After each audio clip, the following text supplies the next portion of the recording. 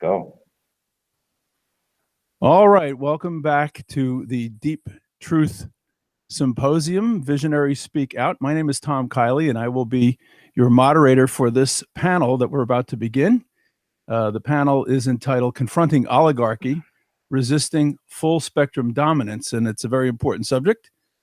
And to begin our discussion for this segment, we're going to go to Dean Henderson, an activist who is into self-sufficiency and can speak to us a great deal about big oil, big banks, and so forth. He's a regular on Press TV, RT News, Assyria Times, and others. Let's welcome our first speaker for this panel, Dean Henderson. Well, thanks, Tom, and I want to thank Kat McGuire and all the folks at Deep Truth and No Lies Radio for putting this conference on. It's very important that we continue to develop an awareness of the reality that's going on in this world. You see, we've been living under this virtual reality, this fragmented reality, and it's not just since the internet came along. It's a long history of these perpetrators who have deliberately fragmented our understanding of reality. And I just wrote a book called Illuminati Agenda 21, The Luciferian Plan to Destroy Creation. This explains all aspects, including the spiritual aspect of this war that we're engaged in of good versus evil.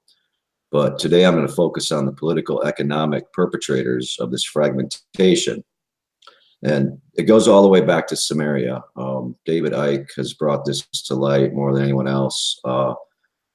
The Sumerian clay tablets for a long time, they're the oldest written history that we have from human beings. And these cuneiform tablets for many years were taken as metaphors, but along came Jeremiah Sitchin, and he had translated these literally. And what these tablets told us was something very amazing, which is that these Anunnaki aliens came to Earth in Sumeria and basically enslaved the Sumerian culture, did DNA experiments to create slaves to work in their gold mines, first in South Africa, but in other places, because they wanted to fix the atmosphere of their own planet, Nibiru, Planet X, or the Dark Star, and the Sirius system, which had its ozone layer was decimated, and they needed gold flecking to fix it. One of the most astounding revelations of the tablets was that they were forced into agriculture from hunting and gathering, subsistence lifestyle, which was the Garden of Eden, which was what we were meant to do, hunting and gathering. Very simple, 8 hours a week of work and a life of leisure and not too much trouble, and very sustainable in the real sense of the word, not in the fake sense of the word that these Agenda 21 people are using to herd us into their police state. So these bloodlines, there were some hybrid bloodlines that remained. They took over in Babylon and Ur, the cities, the city-states of, fornication and debauchery that we all know of Babylon.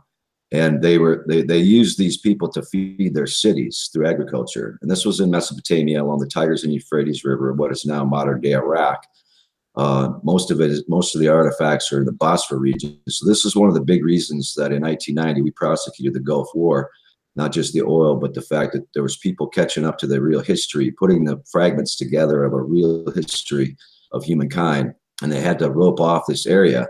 Then in 2003, in March, when we invaded Iraq, the very first place before we even went to the central bank of Iraq, which was privatized and put under the Rothschilds' hands, we went to the National Museum of Iraq, and all these artifacts were looted, supposedly by thugs, but actually by the elite. And they're now in the museums all over the world of the elite.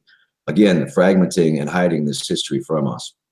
So these people went on to Babylon and Ur, and then went to Egypt. They formed the Grand Lodge of Cairo.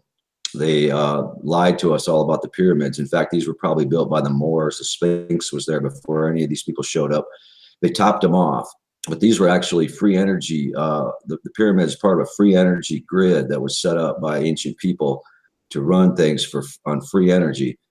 Michael Tellinger is probably the foremost researcher in this area, and I'd recommend everyone check his work out as well. So they formed this Grand Lodge of Cairo in Egypt, and why they did it was they wanted to hide who we were from ourselves. In other words, we used to have 7 senses, one of which was we could talk to our ancestors and animals, we could telepathically communicate with people, these kinds of things. So they formed these secret societies to hide this stuff under priesthoods. and they formed the major religions for the same reason. Out of the Grand Lodge of Cairo came Freemasonry, which was a Christian secret society, the Muslim Brotherhood, which is the Islam secret society, and the Kabbalist, which is the Jewish secret society. And they began to adopt the Talmud as their sort of text for controlling people and controlling the planet and its resources. Well, they were run out of there. Moses led the Israelites out of Egypt to escape the slavery that these people imposed on them with their pyramid structure that they wanted to impress on us, and which still exists. And they went to Rome, and they established the Roman Empire. And the Roman Empire was, you know, of course, brutal, killed Jesus Christ, a revolutionary who tried to, you know, resist their tyranny. They set up these knights, the Knights Templar, the Knights of St. John's, Jerusalem, the Crusader Knights. The Knights of Malta was the Catholic faction. And these knights invented banking, pretty much. And these were still these bloodlines coming from Samaria and Babylon. David Icke says that these bloodlines are actually hybrid Anunnakis. And you know, whether they are or not, put that aside, but it's an interesting possibility. So these people, these Templars, charged pilgrims that wanted to go to the Middle East and see the Holy Land. And they got them in debt by passage on their ships that they couldn't pay for. So they started the whole credit system of usury, which up until that time, even the Christian faith, you know, had forbid. And they started the banking system. They started the bond market. They started all these things. And they went to the Middle East, and they also had a fleet of ships which went around the world. And this black nobility pilfered, looted, and raped indigenous culture all around the world, from the Aborigines to the Native Americans to the Incas, the Aztecs, the Mayans, just everyone. Took all their gold, took all their diamonds, took all their gems, and then they assigned value to these things, which had no monetary value before. But now that they had all these things in their possession, they assigned value to these things, and they put a standard on these things and a high price on these things. They also stole the spiritual knowledge of these people, and they hid it again from us in these secret societies even further. And then they used the knowledge of nature. They use the knowledge that they know is reality, is not virtual reality, but is reality, against us. So the Roman Empire spread out, the black nobility spread out. They conquered all the areas of Europe. You know, the Habsburgs were prominent. They're still the kings of Spain, Portugal, Belgium, many, many countries. The Habsburg family, by the way, which has the spear of destiny, which killed Jesus Christ. The biggest secret they're guarding in all of this is the Sangreal, the royal bloodlines, which they believe they have this royal blood. They actually believe that they're, you know, they tried to tell us a few years back they're related to Jesus Christ, which is a total crock. But they believe that they have this royal blood. What it actually is it's probably Anunnaki blood that separates them from us and gives them the right to rule over creation in their Luciferian fallen angel version of reality. So these black nobility spread out across Europe during the Roman Empire. Well, about the 12th century, Pope Clement and the French government started to see just the dirty tricks of these Templars and the black magic they were using and the theft they were doing all over the world, and just the brutality of these people. And they said, you know what, we've had enough. So Pope Clement actually burned Jacques de Molay, a prominent Knights Templar, at the stake. And to this day, there's a de Molay Society in the United States, and it's for the children of Freemasons. You know, that's what they call it, the de Molay Society, in his honor. Well, when that happened, the black nobility kind of scrambled, and they realized they were under attack, and they've been kind of found out. So they signed the Magna Carta in the 12th century. And under this agreement, they decided they were going to move to a safer location away from these people. And it had to be an island. And so they chose the British Isles, because the British Isles are a very rocky coastline. The ships are hard to get in there. The Templars already had a pretty formidable navy, pretty formidable fleet of ships, and no one else really did. And so they figured that's where they could be safe. So they moved into Scotland and later on down into the city of London. And the city of London was founded under the Magna Carta Agreement, which was an agreement among the black nobility of Europe, not among nation states.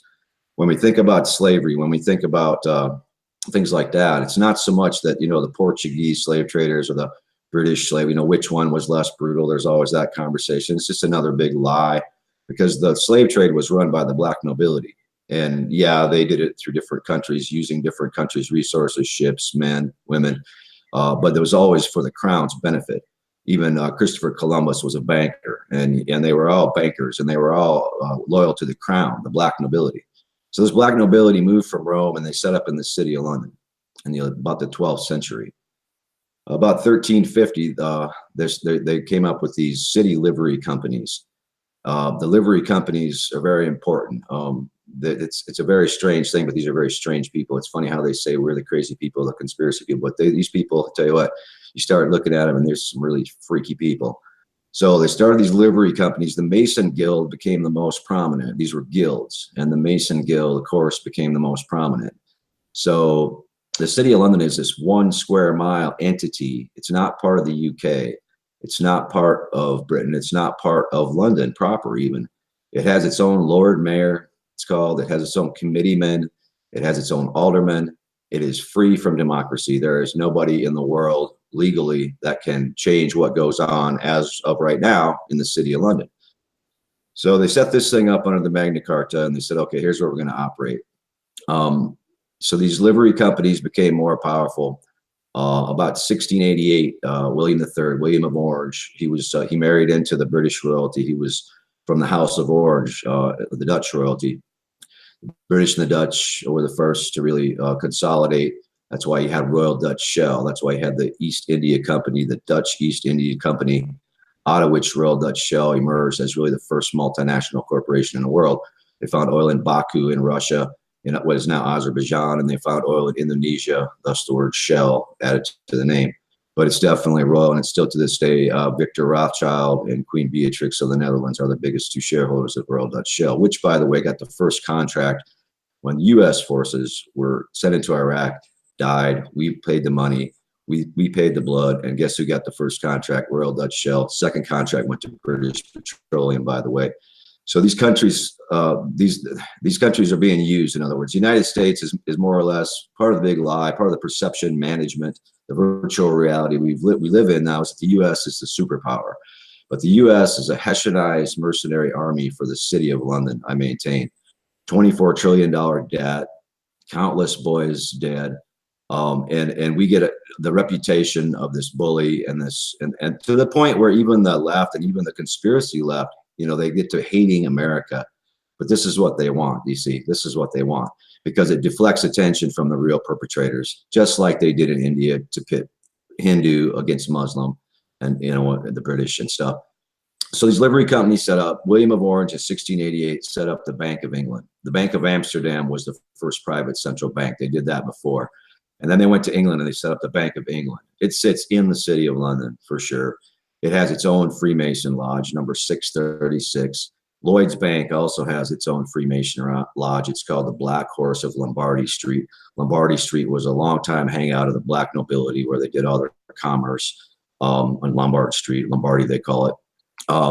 Even the Mansion House where the Lord Mayor lives has its own Freemason Lodge, and it's the most powerful in the city of London.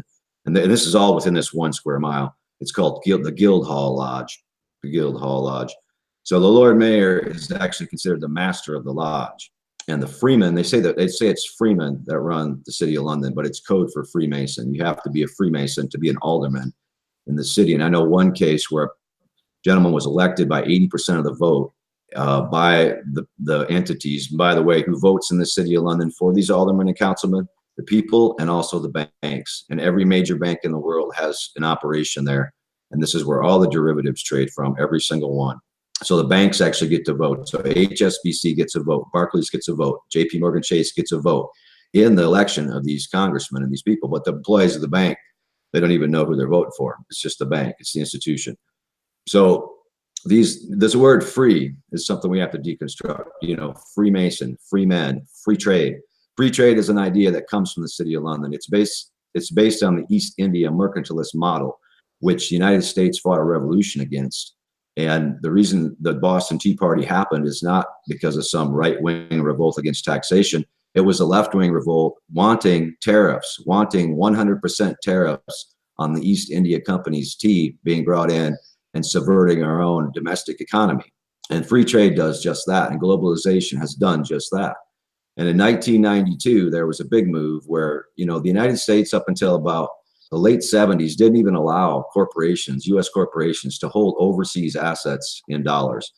They didn't allow it unless it was for trade, directly tied to trade, bringing in goods, exporting goods. but otherwise they couldn't hold these dollars overseas.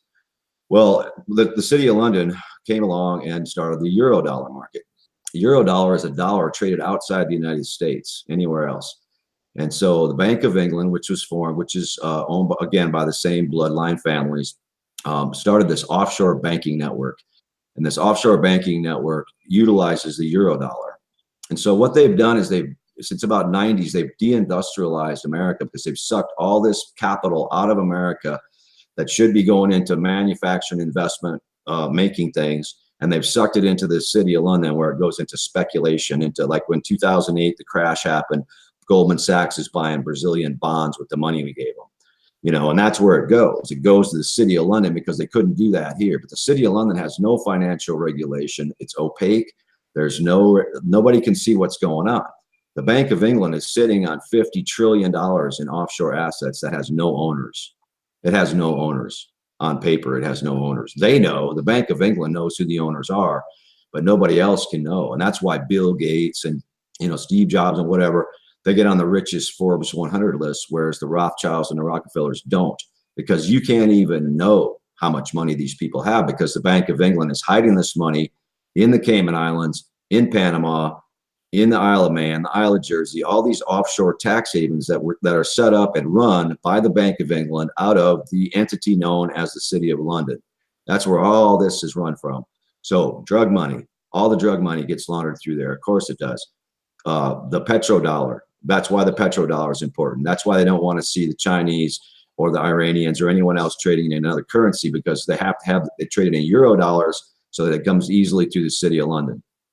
The prostitution, the white slavery, the pedophilia, all the dirty money goes to the City of London. And that's why you're always seeing these pedophilia scandals among the elite in Britain. And it's always being covered up by the Freemasons. And so it's all real. And so this is all offshore, and this is reality. This is what actually goes on in the world. Now, what they've done to fragment reality. The Royal Geographic Society is part of that effort. It's the historical lie department. It makes up stuff like, animals are always at odds with each other in the wild. It's the survival of the fittest and all this crap.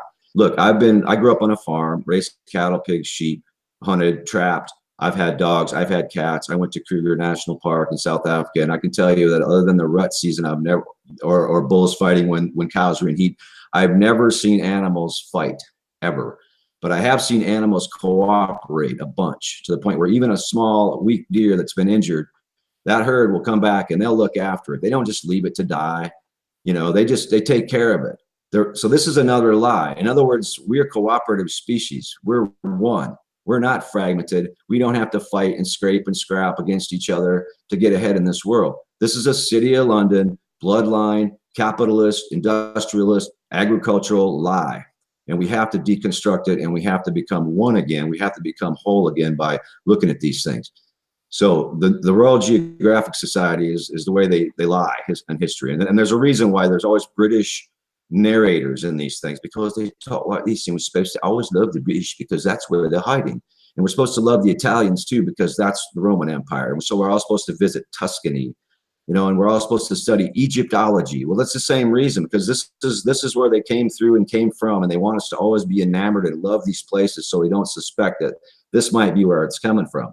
So the financial manipulation, they actually send their stuff to the Bank of International Settlements. And that's at the very top, even above the Bank of England in the end. And that's why Switzerland is in the mountains. And that's why Switzerland is not part of the EU. It remained aloof from it, because these people come from this Hittite herding thing where they like to herd us into unions and agreements and things, but they always stay separate.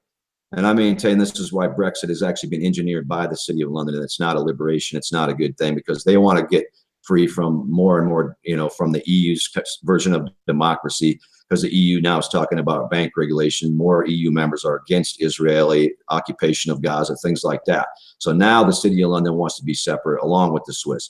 But if you look at Basel, Switzerland, where the Bank of International Settlement sits, it's halfway between London and Venice, which is the Venetian, Genoese banking families, which carried over into London and ran the Holy Roman Empire.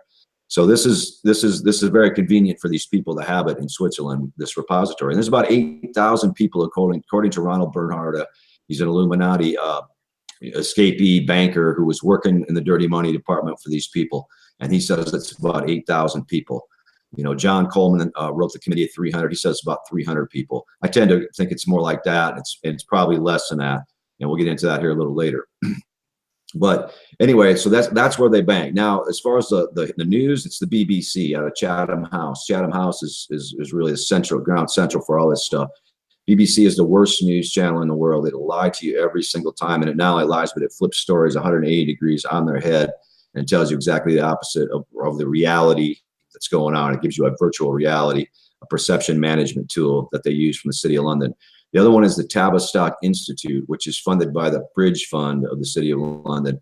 This is where you get George Soros coming in.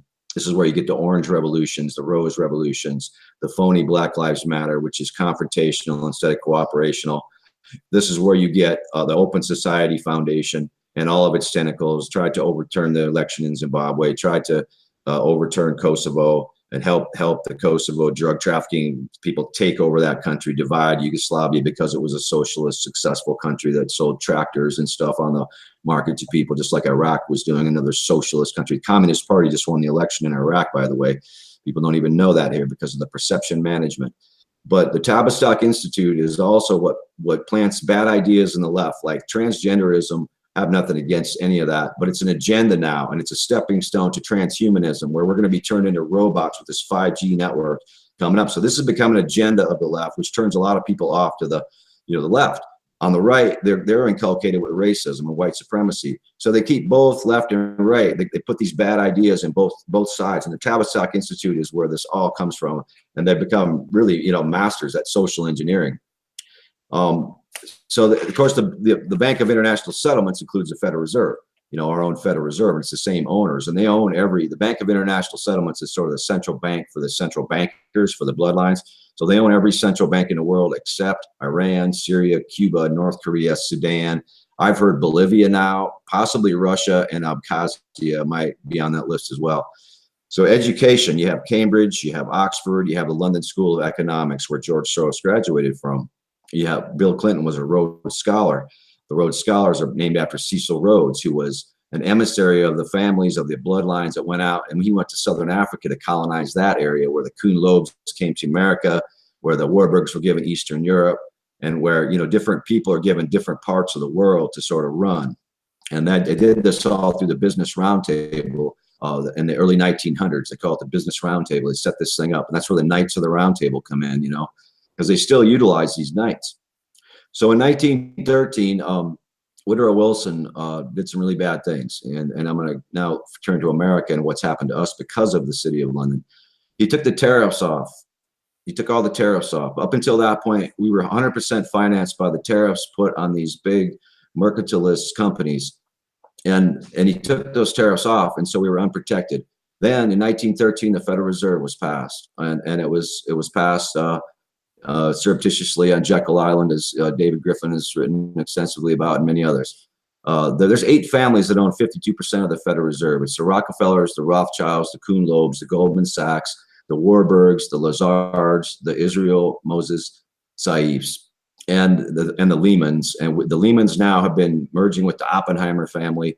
This is the Rio Tinto, Anglo-American Gold, De Beers Diamonds bunch, which the Rothschilds also own a big chunk of. These 8 families own 52% of the New York Fed. It's the only Fed that matters because that's the Open Market Committee where they set interest rate policy.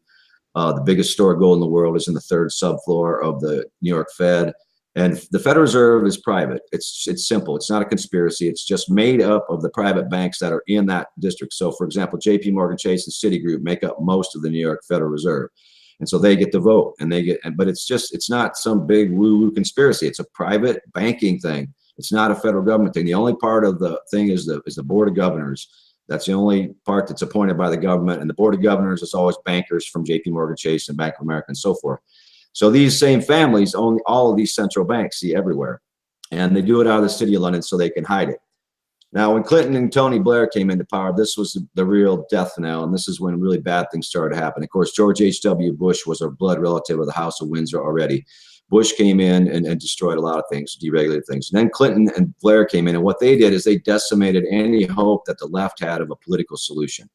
With their new Democrat leadership policy under Clinton, with the new Labor Party under Blair, Blair actually loosened the regulations on the City of London, made it harder to investigate them. We all know what Clinton did with Glass-Steagall and ending welfare and getting into NAFTA and the WTO and all that stuff. So they really destroyed the alternative option that we had. It doesn't exist. Bernie Sanders found out it doesn't exist anymore. It doesn't exist. So our political days are over. Now it's all about awareness. Now it's all about information, finding out and getting people this information so they know exactly what's going on. So there's things called crown agents. And the way it works nowadays is the crown agents come into the United States through Serco. Serco was involved in the Kennedy assassination when it was the old RCA. They killed Kennedy, these people. They did it out of Jamaica, out of this compound, Sir William Stephenson. It's all in my Big Oil and their banker's book. Read it. They did 9/11 through Securicom, which was Marvin Bush was the head of security of the World Trade Center. They closed it down weeks ahead of time, certain floors. They mined the elevator shafts, and then they blew it up pancake style. That's why it came down like that. The planes was just all a distraction. So Securicom did it. Securicom is now Securicor, and it's part of the Crown Foundation, the Crown Agent Foundation, along with the Aga Khan Foundation, which creates all the Islamic terrorism in the world through its center in Pakistan, cranks out Islamism as an ideology, arms these people. In other words, Al-Qaeda, ISIS, Mujahideen, these are all British intelligence assets, City of London, not British, I should say City of London assets, but often British intelligence works. See, the intelligence agencies work with the City of London. So does our CIA. These are crown agents. Anybody working with these guys. Bob Mueller, by the way, is a crown agent. Donald Trump is a crown agent because Trump was a straw man. He bought up all the Atlantic City boardwalk. He bought Resorts International, a longtime CIA company, 93% of the common stock. He held on to it. He went bankrupt. Wilbur Ross, current Commerce Secretary, came in as a Rothschild Incorporated bond specialist. Fact. See it on Bloomberg. See it on NBC. See it in the LA Times. It's everywhere. 1992. Wilbur Ross, Rothschild Inc., comes in, bails him out. So now Ross is Commerce Secretary, and guess what? Trump gets to be president for being the straw man for the Rothschild Mafia to set up an East Coast money laundry in Atlantic City to complement the Las Vegas money laundry they already have. So these are straw men, and these are all traitors. As Patrick Kenyon would have said so, and I'm saying so today. These are all traitors. Anybody that's working for the furtherance of war, permanent war economy, which they established after doing 9/11. See, Securicor also has 52 airport security contracts, air traffic controller contracts. They have contracts with the U.S. Army, U.S. Navy, U.S. Air Force, with the NSA. So they're sitting there monitoring everything we do. And Trump was right. They were monitoring him. The GCHQ was monitoring him. They were monitoring Clinton. They monitor everybody. They monitor all of us through these crown agents. Now, in the U.S. government, there's this thing called Senior Executive Services. And this is how they get into the government. And they have contracts with USAID.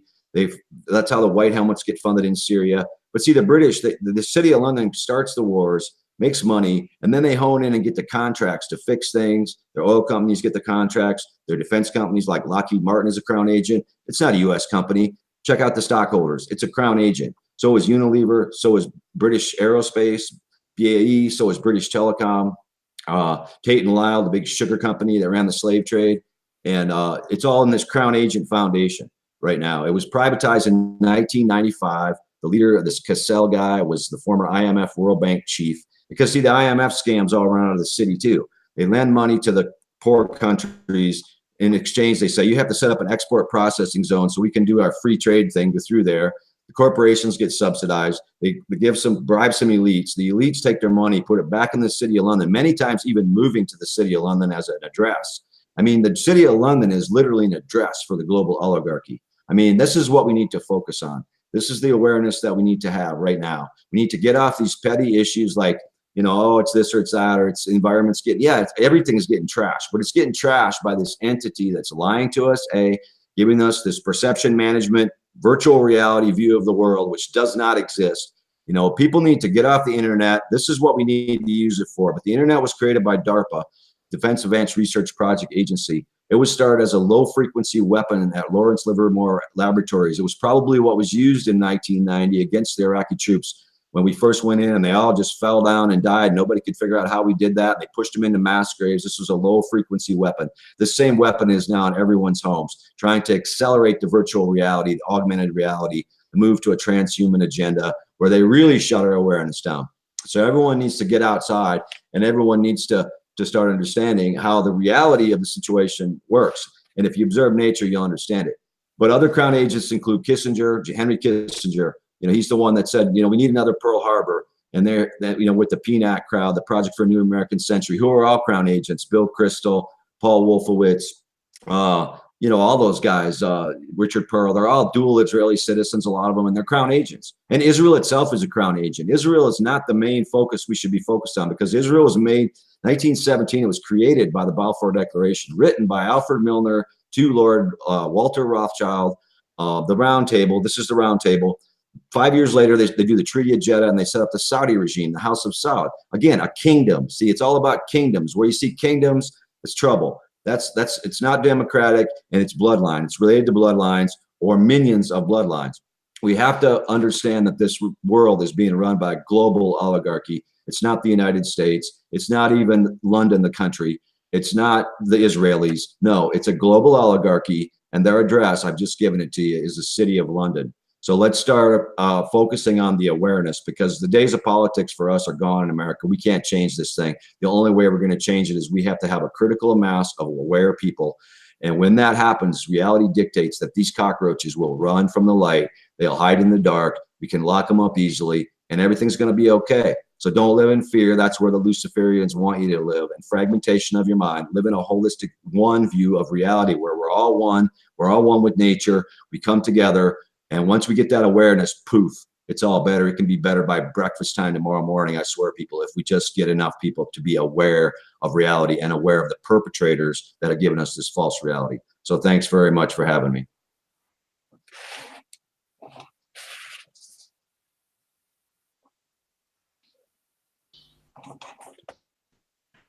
Did something? Oh, no.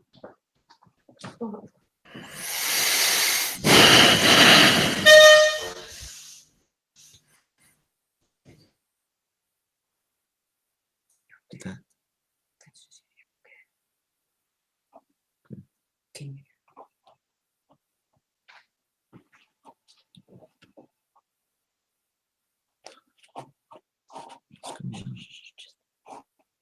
Get it done.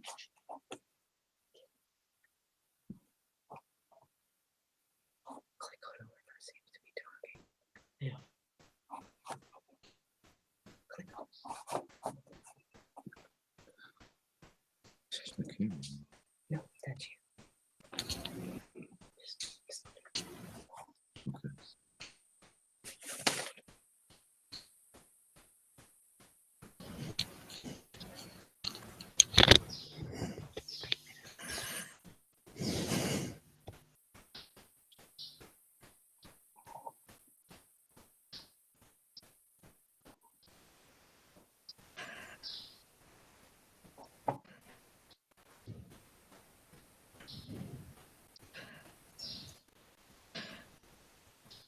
Kat, can you hear me? Yes, and I don't hear a thing Tom's saying. Yeah, I know that. I was trying to get you to go ahead and introduce the next speaker, please. Okay. All right, everyone. Our next speaker is Jonathan Ravusky, and he has a very interesting analysis of what reality is about. He's created something around the whole concept of Roger Rabbit, that old cartoon character. So it's interesting where he takes it. Jonathan is living in Barcelona now. He has an interesting background. So I invite you now to listen to Jonathan Ravusky from Barcelona on reality versus simulation, deconstructing Roger Rabbit narratives. Take it away, Jonathan. Okay, can you hear me? Yes. Okay, well, when I was first invited to give this talk, I had mixed feelings. On the one hand, I was immensely flattered, really I was, but also false modesty aside, I thought I did have some useful observations to make about propaganda narratives. If I thought I had nothing to bring to the table, I would have declined the invitation. I did have some deep-seated fears, though. I'm not a very experienced public speaker, and I was thinking, I was a bit worried. How shall I put it? I was worried that I might suck.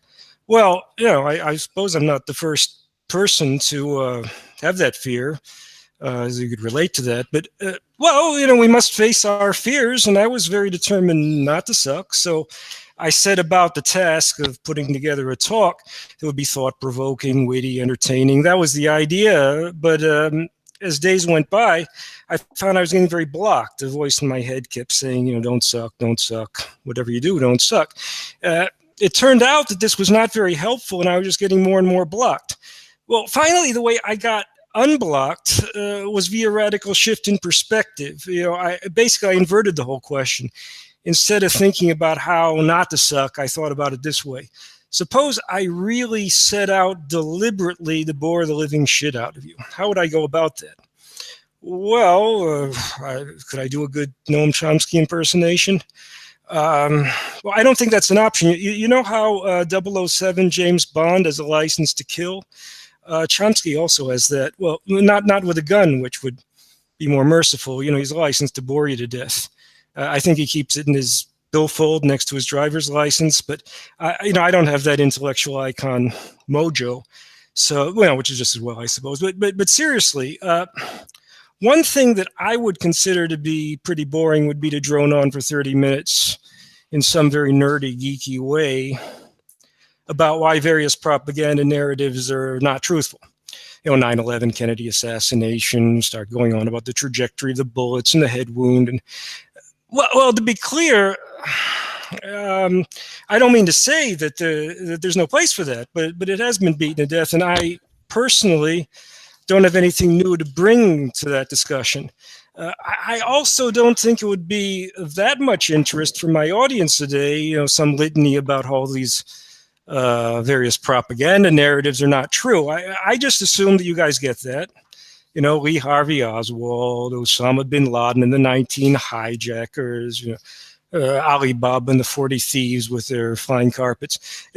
By the way, there is no political movement in the Middle East that has the slightest interest in massacring some random homosexuals in a gay bar in Orlando, Florida. Just as, for example, I'm pretty sure of that. It'd be like, kill a commie for Christ, kill a queer for Muhammad. It's all bullshit. We get that. At the very least, this talk is based on the presumption that we do. You see, at this point in my own development, that these things are false is not that interesting to me. I'm well past that. Nowadays, what fascinates me is how the matrix, the propaganda matrix, this massive machine that exists to maintain this entire fraudulent edifice, how does it work? You have these stories that if you examine them at all closely, have zero factual basis, yet they acquire this presumption of truth in people's minds. I know they do because I believe these things myself for most of my life, and probably just about everybody I knew believed them as well. I stopped believing at some point, but I'm not exactly sure why, to tell the truth. Now, it's not like I'm presuming to give you some pat answer to these questions either. It lies sort of at the nexus of various fields, psychology, culture, though I increasingly feel it's largely about narrative, how storytelling works, myths, legends. Now, one thing about belief in these things is that we don't know for sure who actually does believe. We just know who says they do. They may or may not believe. After all, it's understood that if any mainstream public figure stands up and says he doesn't believe certain things, that's career suicide, right? Let's consider a specific case. There's this guy, Jeffrey St. Clair, a current editor of Counterpunch. About a year ago, he wrote some rant there about so-called conspiratorial left, also called these people deep staters. The tone of the piece is quite derisive. I guess we shouldn't take this personally. Actually, I think we should take it personally. I'm pretty sure he was talking about us. St. Clair went on to say, quote, "Of course, I remain an unrepentant magic bullet man." Just to quickly refresh people's memories, the magic bullet is that one bullet that caused 7 different wounds on 2 different people, according to the Warren Commission report on the Kennedy assassination. It's kind of like this perfect double bank shot in billiards that Lee Harvey Oswald pulled off with that bolt-action rifle. That's what Jeffrey St. Clair was referring to when he said, I remain an unrepentant magic bullshit man, magic bullet man, whatever. I noticed recently that makes for a great acronym, unrepentant magic bullet bullshit man. That's an umbum. I like it. An umbum, is a kind of bum, but it also rhymes loosely with humbug. Aside from that wonderfully serendipitous acronym, the language St. Clair uses there is fascinating. I mean, it's religious language, right? Well, the guy's still alive, so he could still repent, even on his deathbed.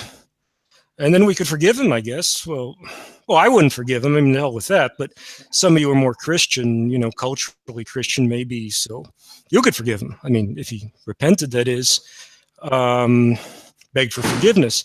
It doesn't look like that's happening. For now, he's a still unrepentant magic bullshit man. That's some bum. I know there's a serious setting, but nobody said it was against the rules to have a bit of fun. Anyway, I like this umbum term, and I hope nobody objects if I use it henceforth to refer to these people. We know which people we're talking about, right? One point about this is that being an umbum is pretty much completely transversal or orthogonal to any conventional left-right framing. An umbum can be on the political left, like this Jeffrey St. Clair or Noam Chomsky, or the person can be alt-right or libertarian or something like that. It can be some figure like a Rush Limbaugh who appeals to that angry white man demographic. And in principle, these people hate each other, right? Well, whether they really do or not, I don't know. Maybe it's a bit like professional wrestling, but they're still all umbums. You see, any of these people, regardless of their positioning on some possibly synthetic right-left spectrum, they present themselves as dissidents, rebels with some sort of cause. They're anti-establishment in theory, but at any key juncture, they will always uphold whatever key establishment narrative.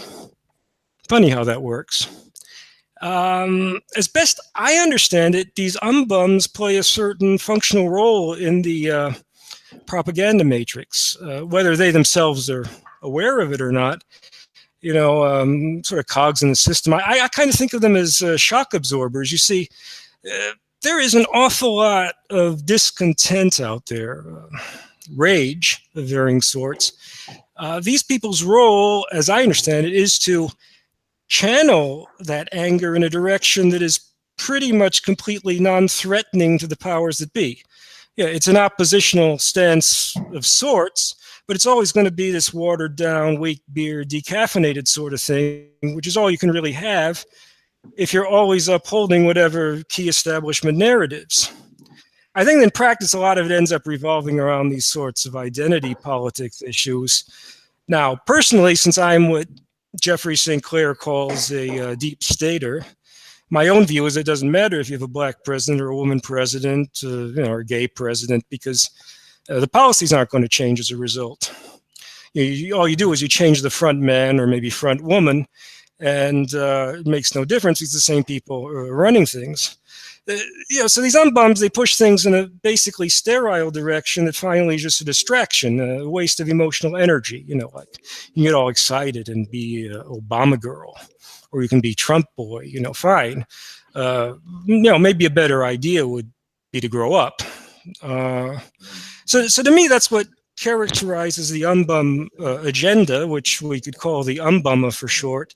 They uphold the various bullshit narratives, and they're always pushing the discussion in some basically sterile direction. There's a funny story I vaguely recall. I don't even know whether it's true. Some engineering firm in job interviews with recent engineering graduates had asked them some question like, suppose you drop your car keys into the middle of the ocean. How do you solve this problem? Something like that. I think the answer is don't drop your car keys in the middle of the ocean.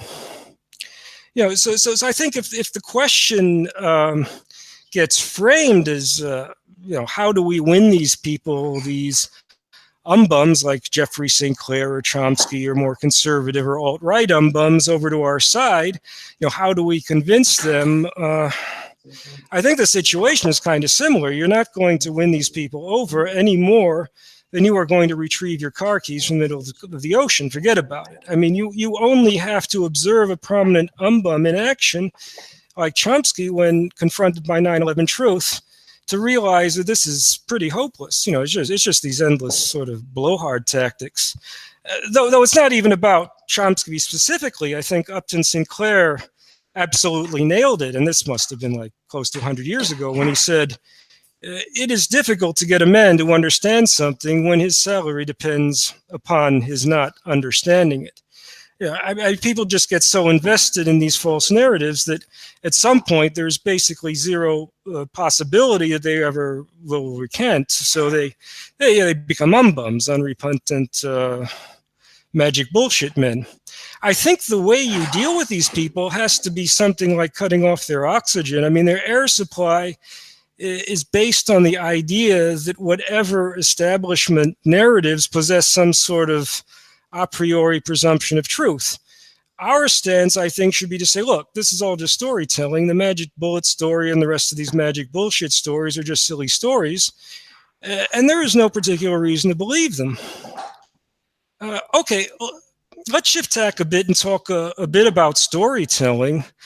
A story, if it is going to be presented as realistic, I mean, in theory, it should be logically consistent, right? I mean, a big part of this is it has to have a timeline that makes sense. It has to be free of anachronisms, things that don't belong at that point in time. So if you have a story set in Victorian England and somebody whips out a ballpoint pen, that's a problem. That kind of thing would be typical of bad, sloppy storytelling. I guess a more egregious kind of anachronism is when characters say things that just don't correspond to the spirit of the times, the zeitgeist, if you will. Suppose in a narrative set in 1920, some character in the story starts ranting about gay marriage. You can only imagine how people might react to that. Well, of course I'm in favor of gay marriage. I certainly don't think that marriage should be a sad, gloomy affair. Well, I mean, the bottom line is that nobody would know on earth what the person was talking about. Usually people can't know about things before they could possibly know about them. So if a steel frame skyscraper is going to just suddenly disintegrate, it should probably be reported after it happens, not before. But well, never mind. That's just a glitch in the matrix. No, never mind. It's funny though how much storytelling, classic storytelling, tends to violate this principle. That's a strange thing. In particular in fantastical fiction, myths, legends, and what have you, people know things before they could know them. And it is typically via some sort of magical plot device. In the Arthurian legends, how do people recognize that young Arthur is going to be king of Britain one day? Remember that? Excalibur, the sword and the stone. Whoso pulleth the sword out of this here stone is the rightful king. I guess they didn't have DNA testing back then. So young Arthur pulls out the sword, and everyone's like, whoa, this kid is the son of Uther Pendragon and is the rightful king. Yeah, man, and all this time I thought he was son of the milkman. It's a crazy story, but it's also kind of typical of a certain sort of mythical storytelling. No, I mean, the way certain plot devices prefigure the action. I mean, consider Shakespeare's Macbeth. How does Macbeth learn that he will be king of Scotland? Well, as I recall, one day he's in the forest and he runs into Hillary Clinton, Madeleine Albright, and Gina Haspel, and they tell him he'll be king. He just has to, kill the current king, no problem. I came, I saw, he died. Actually runs into three witches, not those specific ones, but that would be an anachronism for sure. But again, if your storytelling is not constrained by real-world limitations, you can just introduce whatever bit of magic, which is somebody finds a crystal ball in the attic. Of course, the propaganda matrix is supposed to be presenting you with realistic narratives that a modern rational person could believe in. Nowadays, when they have one of these terrorist incidents and they know who did it immediately, how do they know? Well, typically is they find the person's passport or ID on the scene again and again. I was wondering how many times they'd use this particular plot trope. I found an article by Professor Michel Chosudovsky in globalresearch.ca where he seems to count 7: Barcelona, Manchester, Berlin, Paris, Nice, London, New York. Actually, I think it's more than 7 because I think there are at least 2 in Paris, and there might be more than 1 in either New York or London. I'd have to check. Yeah, I mean, it's at least 7. You know, the miraculous appearance of the IDs has a few important aspects. I mean, you know, the first obvious point, which is what the truth community would tend to, you know, grab onto, is that the whole story is just so extremely implausible. The terrorists are always leaving their IDs on the scene, in the getaway car or wherever. I mean, you'd think it could happen once, maybe, but time after time, I mean, so reliably, 7 times in a row or more. Another, I think, more important aspect is that, as far as I can see, finding some ID so conveniently at the crime scene is at least as consistent with the person being set up as a patsy as it is with them being the actual perpetrator. But somehow nobody points that out. But from a narrative point of view, storytelling, what is achieved with this is a sort of compression of time. Without the ID conveniently left at the scene, the authorities would have no idea who did this, and presumably there would be a regular criminal investigation, which, like any bureaucratic procedure, could take a while, a long and variable amount of time.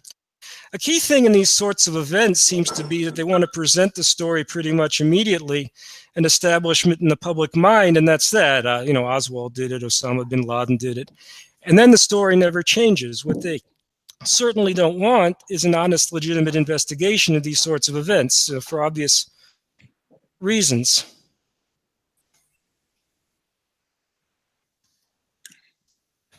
A funny thing, by the way, is that the red pill in the Matrix is also a magical plot device that compresses time. It moves the plot along. If there was no magic red pill, how is Neo supposed to figure out there's a Matrix?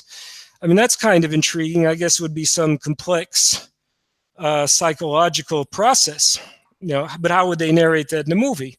Finally, if you think about it, it becomes pretty much inevitable that the story would introduce some such magical plot device. We want to get on with the story, get to the slick martial arts scene. So the story writer just says, okay, the heck with all that. There's this red pill scene, he takes it, and the plot advances the next stage. The red pill is not really an explanation of anything. Sometimes in these terrorism narratives were presented, the patsy is said to have self-radicalized. What on earth does that mean? It's just some bullshit term they made up. You could just as well say the person took a red pill or they ran into Hillary Clinton in the woods. So if you look at this problem of the indestructible IDs, it's actually just a storytelling device like the red pill. How did the authorities identify the terrorists? Are we going to tell some complex story about how they deduced this? No, the terrorists left their ID yet again, and we knew who they were the very same day. To anybody who's paying much attention at all, so many of these things have telltale signs that they're nothing more than contrived storytelling. So now I reach a stage where I feel I can finally say something that's practically useful for truth-oriented people, though it behooves me to express it delicately. I've noticed that in the truth community or various truth communities, what they typically do is that they accord the mainstream narrative some initial presumption of truth. And then they gradually pick it apart by showing all the logical and factual inconsistencies.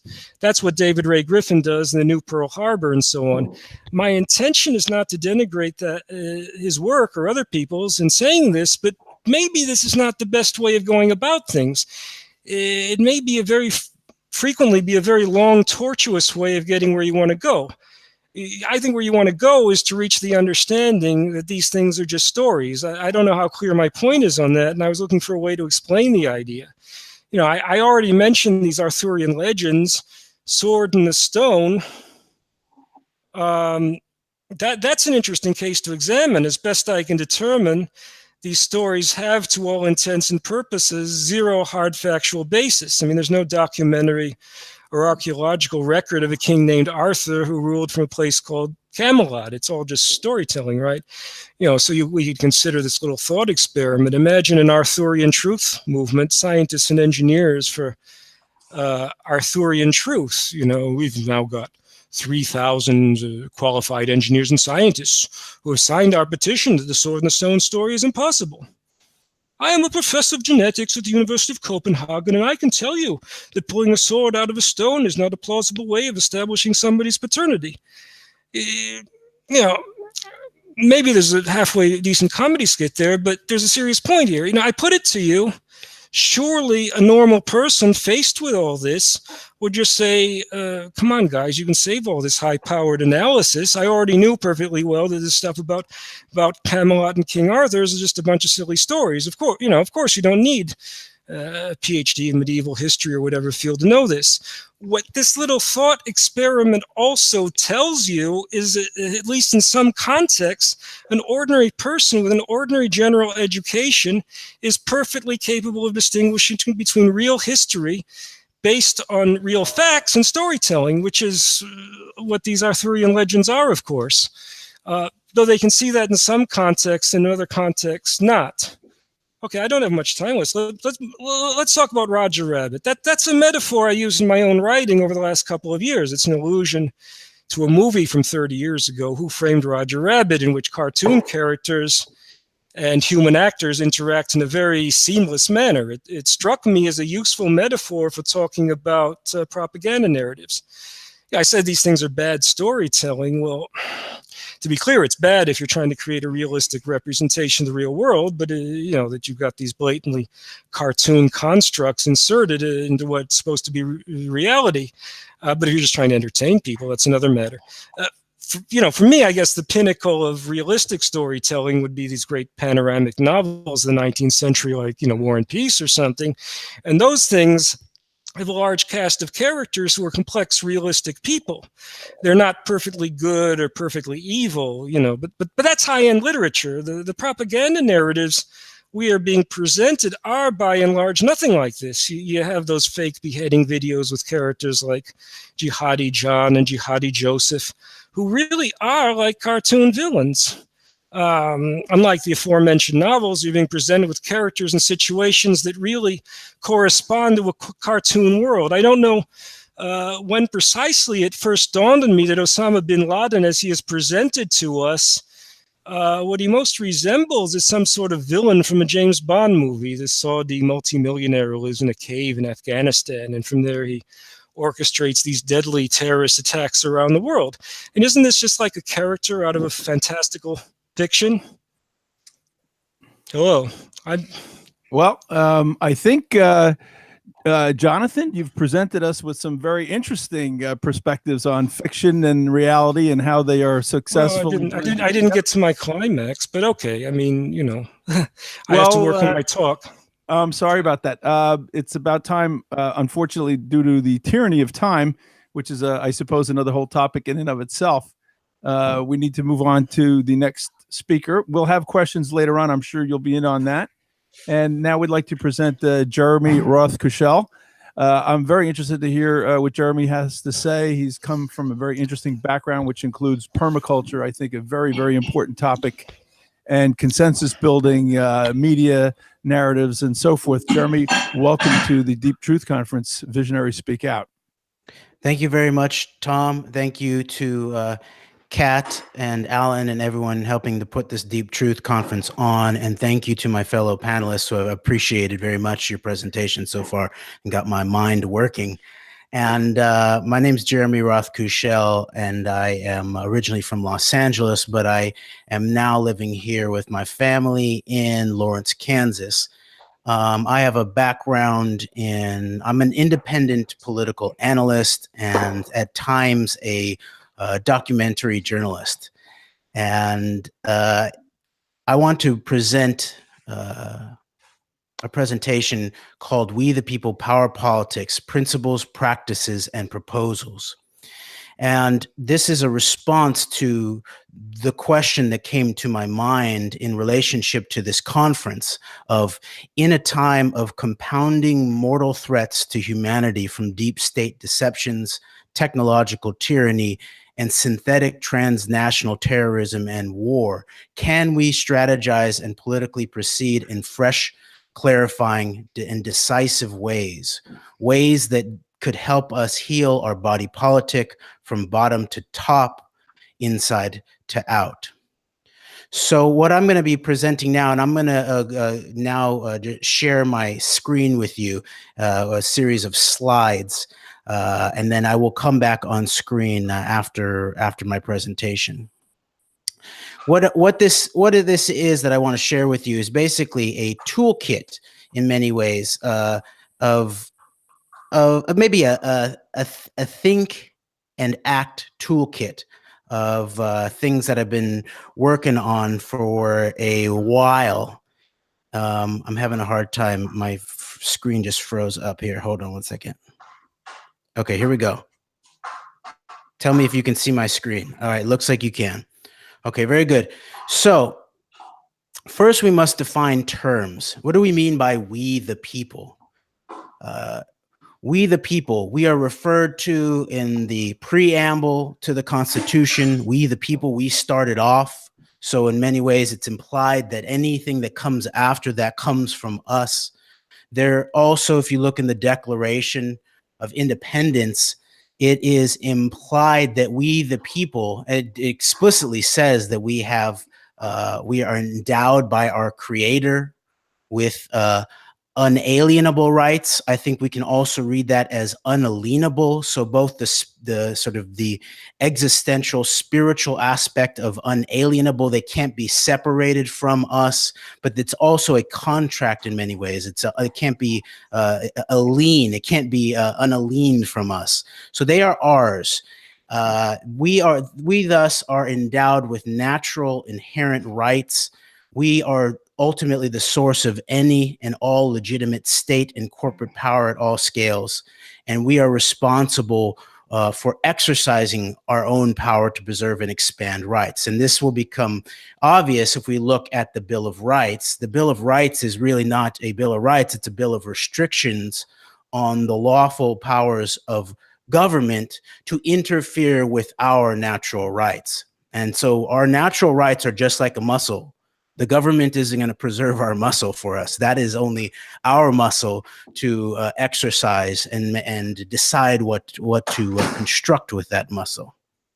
So now we got to talk about power politics.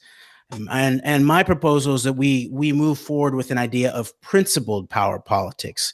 A new pathway in many ways, because we've heard a lot of the Joseph Nyes from the establishment power set. They talk about things like the coercive and co-opting strategies of, quote, hard and soft power. They're both coercive in many ways.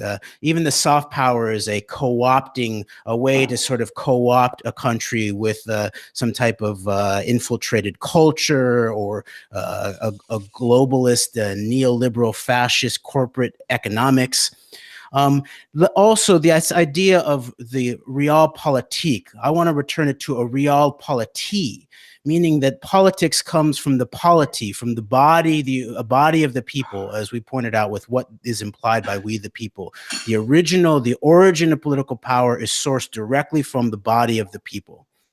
And this idea of principle, I want to combine it with the idea of pragmatism. So a principled pragmatism that respects the inherent dignity and synergistic intelligence of we the people. So not just a pragmatism where what can we do with our means, but also a moral and a principled approach to all of that. And so in further drawing that out, we might talk about an idea of an enlightened self-interest that we all hold both as individuals, but also as groupings of individuals at whatever scale it might be, a family, a town, a nation, a world. So we want to move towards enlightened self-interest that seeks mutually assured construction. That very basically becomes a competitive pathway towards constructing better and better modes for ourselves. And so this then implies that we want to work with both the competitive and the cooperative instincts that I believe are inherent in human action and instinct. And we want to involve them in something like a full spectrum dynamic play. So now that we defined our terms, I want to move on to principles. And this is maybe the single contribution that I can make to political philosophy, I believe. And I title it The Hierarchy of Sovereignty. If you were thinking about things like law, then you might want to call it basins of jurisdiction and invert it. But I guess my point here is that I think that if you look at this list that I have on the right of the commons representing the natural rights of all, and that not only includes all human beings, that includes all life in many ways. And just like we talked about our natural rights that are protected underneath the Bill of Rights, this is not going to be protected on pieces of paper. This is ultimately ours to protect for ourselves and for each other. And then we have the private, which is often confused with the corporate. But the private is actually the idea of the natural rights of the individual or the individuals. And this, of course, is the doctrine of our home is our castle. Our body is belongs to us. There's a sovereignty inherent in the nature of being a living, breathing human being. Then we move on to things like legal rights, where now we're talking about paper. We're talking about things that might be called fiction, but fiction, of course, stories, as Jonathan has just told us, stories have material impact in the world, just as our laws do. So the public, this idea of the public, which includes the idea of the state, the government, this represents the legal rights of the many. At least it should. And that's the role that the government, the way that we should have it set up, should play in protecting the legal rights of the many. And then underneath that, we finally see the realm of the corporate, which represents the legal rights of the one or the ones who come together. So you, as an individual, can start a corporation with somebody, and it gives you a legal buffer that if your corporation does something that hurts somebody, then to me, it looks like the corporation could potentially be executed, but the living human being has some type of a legal buffer in relationship to the actions of a corporation. But we human beings are responsible for our specific actions at all times.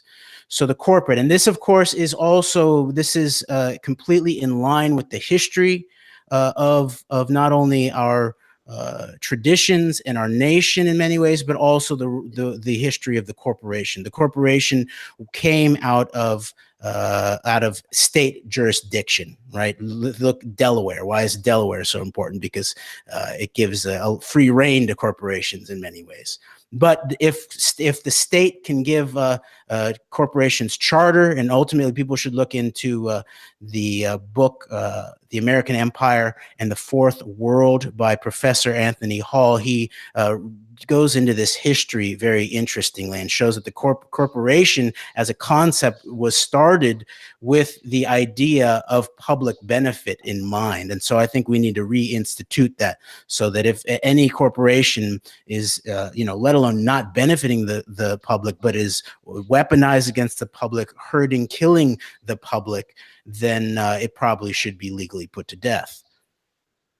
So here I want to present this idea of a full spectrum principled populism, meaning across the entire spectrum of our politics, from what we call left to right or right to left. And I think that this is going to be very necessary for us to rebuild a politics, not necessarily a politics at the governmental level, but maybe we could get there if we start with a roots understanding of our fellow human beings and what motivates them. And so what I want us to do is look at the idea of deciphering the differences of horizontal understandings amongst different people, and then differences in their vertical value sets that's related potentially to their cognitive place in life, both as individuals and societies. So on the left here, we'll go further into it. This is comes out of an integral philosopher, Ken Wilber, and all of the philosophical concepts here that are not my own, that belong to other authors, belong to them. Me using these concepts doesn't mean that I believe in all of the politics or the implied actions that are given by people who use these concepts. For example, in terms of integral philosophy and Ken Wilber, in many ways that has been co-opted by people like the still unindicted, clear and present war criminals like Tony Blair and Bill Clinton, to supposedly represent some type of quote unquote third way of politics. So at the same time, just because evildoers use concepts or try to co-opt concepts doesn't mean that we, the people, shouldn't potentially look into them and see how they work. And so we're going to look into how this, on the left side here, how the internal and the external and then the individual and the collective are understood in different ways. And then on the right side, we'll go into this idea of a spiraling and pulsing set of stages of cognition that all must be valued and understood in relationship to a politics and a holistic healing of the body politic that will work. So going back to this idea of the differences in horizontal understandings, if you look at a lot of psychological studies, you'll actually see that a lot of the difference between people who consider themselves on the left versus people who consider themselves on the right, liberal, conservative, if you want to think about it in those terms, is about where they understand the people, where you can change the world, or what the motivations are, what the explanation for people's circumstances, where it lies. And so people on the left tend to believe, and you can see this most obviously in things like socialism and Marxism, these kind of doctrines, but it exists also in progressives and liberals too, is that people are mainly defined by their objective circumstances, their material realities. And then people on the right have a tendency, all the way from conservatives to libertarians to even to fascists, I would say, believe that people are mainly driven by their internal dynamics, their internal value sets, the way that they see the world. And so then this informs the way that people might propose how to make political change, for example, where people on the left would want to figure out how to change the material circumstances, rearrange the wealth dynamics, build new schools, these types of things. And then people on the right might believe more in the idea of values, in improving people's internal values and self-responsibility in a way. And it is clear to anybody being honest that both of these perspectives are true about the world. And if you take things to the extreme, you can find examples that obviously prove that to be true. I'm not going to go into that. And then also, if you go look from the bottom to the top, you're talking about the difference between the individual and the collective. And this kind of understanding, I believe, is even just helpful in thinking through different modes of epistemologies, basically. Because in the upper left, you see the individual subjective. You're thinking about things like self-consciousness, experience. It's the realm of individual spirituality, individual psychology. Then on the bottom left, the realm of the we, we're talking about the intersubjective, community, culture, cultural paradigms. In the upper right, we're thinking about the it, things like specific bits of science or organisms, things, behavioral science, behavioral psychology. The bottom right, we're looking at the interobjective, sort of more holistic system sciences, network theories, environmentalism, ecology.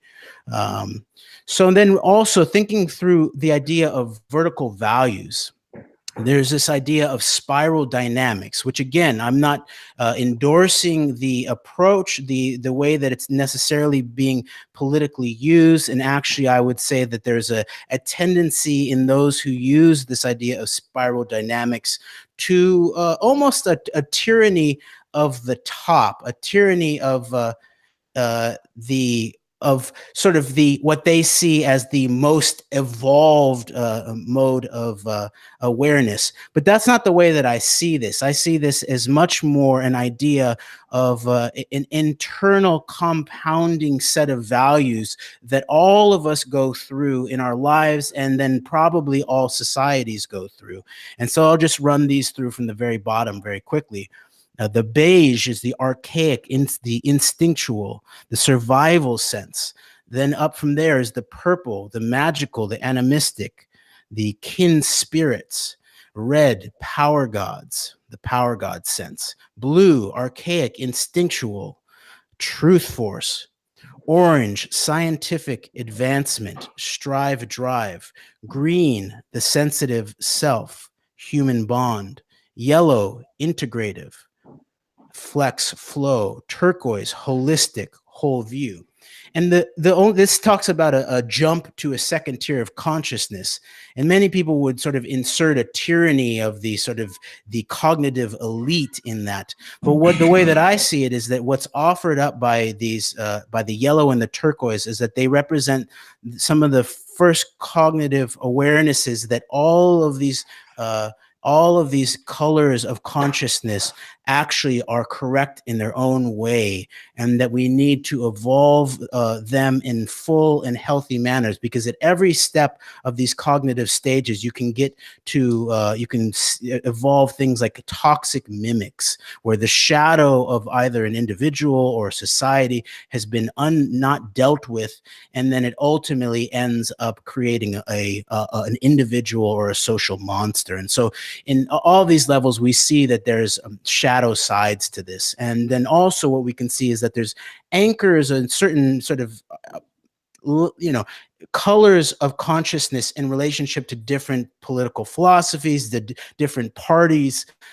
So I just want us to hold this in mind and to really understand that that this is not about left versus right, or people who are secular scientific materialists versus people who are traditional religious people. No, all of us, all of these people, if we were to say that, hold a piece of the truth that we all need in order to make progress altogether. So this is the idea of value all values, and I'll let this go for now. So then I want to introduce a concept of the idea of political permaculture, that this is how we might approach holistically healing our body politic. And permaculture is often thought of as a gardening approach to gardening, which it is too. In many ways, the garden, the farm, the land is really the laboratory for understanding, for strategies that actually work in both visible and invisible realms. And David Holmgren, who's the co-founder of the concept of permaculture, in his book, Principles and Pathways Beyond Sustainability, irons out a lot of these concepts and talks about how it's very clear that he has a last chapter about it's a postscript to September 11th, and he actually talks about how it's clear that there's a tyrannical elite who understand the idea of holistic thought and are using top-down thought in ways to continue apparent criminal action globally. And so in a certain way, David Holmgren is proposing that, similar to what I've said about maybe things like integral philosophy or spiral dynamics, we the people can claim our own power in relationship to thinking about things like top-down thought, top-down holistic understanding, strategic planning, while combining it with the idea of bottom-up action.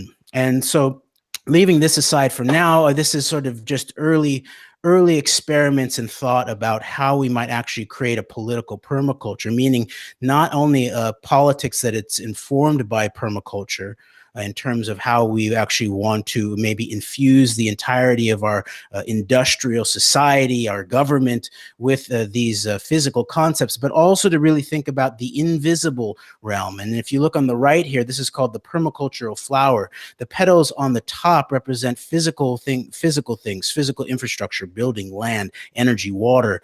On the bottom, we're thinking about things that are internal, invisible landscapes, such as language, such as law, such as health, spirituality. So we want to look at it from both ways, both as a designer from the top down, but also as an actor from the bottom up. And in the midst of that, I believe we will find our strategic modes of action. So I'm going to run through this quickly here. I want to present just some practices, remembering that our rights are muscles. What are the practices that we can involve ourselves in, that we can develop our muscles so that we can apply our principled power in an effective way? So these four are: 1, assembly culture; 2, we the people press; 3, elections, rigged though they are; run, volunteer, forum, and press; and 4, neighborhood permaculture. Our open assembly culture and parallel public power. A lot of people who weren't on the ground during the Occupy movement missed one of the most important things. And in fact, many of the people who were on the ground missed the most important thing, I believe, about what was going on at these occupations. It wasn't necessarily the marches on Wall Street, although those were interesting at times, or the marches into the financial sectors all across the country, or the signs talking about, reinstate Glass-Steagall. No, it was actually the fact that there was a general assembly process that had been set up, where there was an openness to discourse, and that there was this idea of consensus, the power of consensus. In fact, my wife and I, at the time at Occupy LA, we worked with a group of people to protect the idea of consensus, because there were those that appeared to be associated with things like the Democratic Party and controlled aspects of left institutions, including certain, big labor groups that it looked like they were trying to funnel Occupy into basically the Tea Party of the left and the Democrats. We worked to protect the consensus, to make sure that all voices were heard. And it really is part of our great town hall traditions, including all the way back to Native American traditions of the council. And people should go look into Russell Means, the Native American activist, who talked about the power of full consensus in terms of conversations that were really important over the long term. Things like how do we approach our cooperative relationship to the watershed? Things like that. They may take years, maybe decades even, for everybody to come to the table. But the process itself of gathering all voices that have something to say is what we might call something like a synergistic intelligence, what I would call assembled intelligence. That's the real AI. And in the midst of that, what we see is we develop parallel democratic construction and power. So meaning, even if it's just a voluntary assembly, if we do it, in our towns or in our cities, and enough people gather and become to some consensus about big issues, both locally to nationally, then that begins to actually have effect on things like the governmental process too. It's sort of an implied civic power that holds no sort of force behind it, really, but it's sort of a very principled, organic form of political power, I would say. And in the midst of that, what happens is those who present authentic and meritocratic examples of leadership in action will begin to show themselves, and it's a chance for people to begin to meet each other. So I'm going to rush through here. I will probably miss a lot of stuff at the end, but I want to just point out that the only profession, so-called, that's protected in the Bill of Rights explicitly is the press. And it's already been found by the Supreme Court almost 100 years ago, I believe, that the press is not the press is a right that does not belong solely to things like corporate newspapers or TVs. In fact, it's a fundamental personal right. And people should go look into things like First Amendment audits. People are going all around the country and auditing government buildings and government officials and doing their duty. People can fill the gaps in reporting of local press, fill gaps in analysis of national and global press, things like truth squads, fact phalanxes, and guerrilla journalism. Back when we started We Are Change LA, we were able to get a lot of interesting people, a lot of criminals on the record in very interesting ways too. So you team up with people, you put people on the record with in whatever way that you can, with audio, with video. And then I would suggest to people that things like meetings and hearings, both locally to nationally, but also even just sort of writing a letter or a phone call to your congressperson, it may not necessarily immediately influence them, but it does go on a record.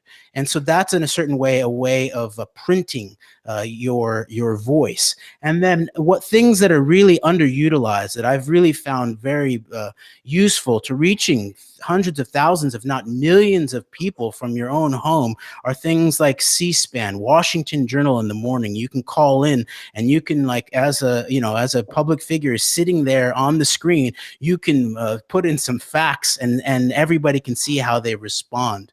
You can also call into talk radio and across the entire spectrum. And so I believe that electoral politics are completely rigged at this point, but even in the midst of them being rigged and how we might unrig them, there's a lot of possibility there. For just even running for office means you get a platform to talk about ideas, to give people facts. You can go to even the local parties and group meetings and talk with people and meet allies. Volunteer for interesting candidates. Go to candidate forums and ask questions. Do press during these sort of prime time of the election season.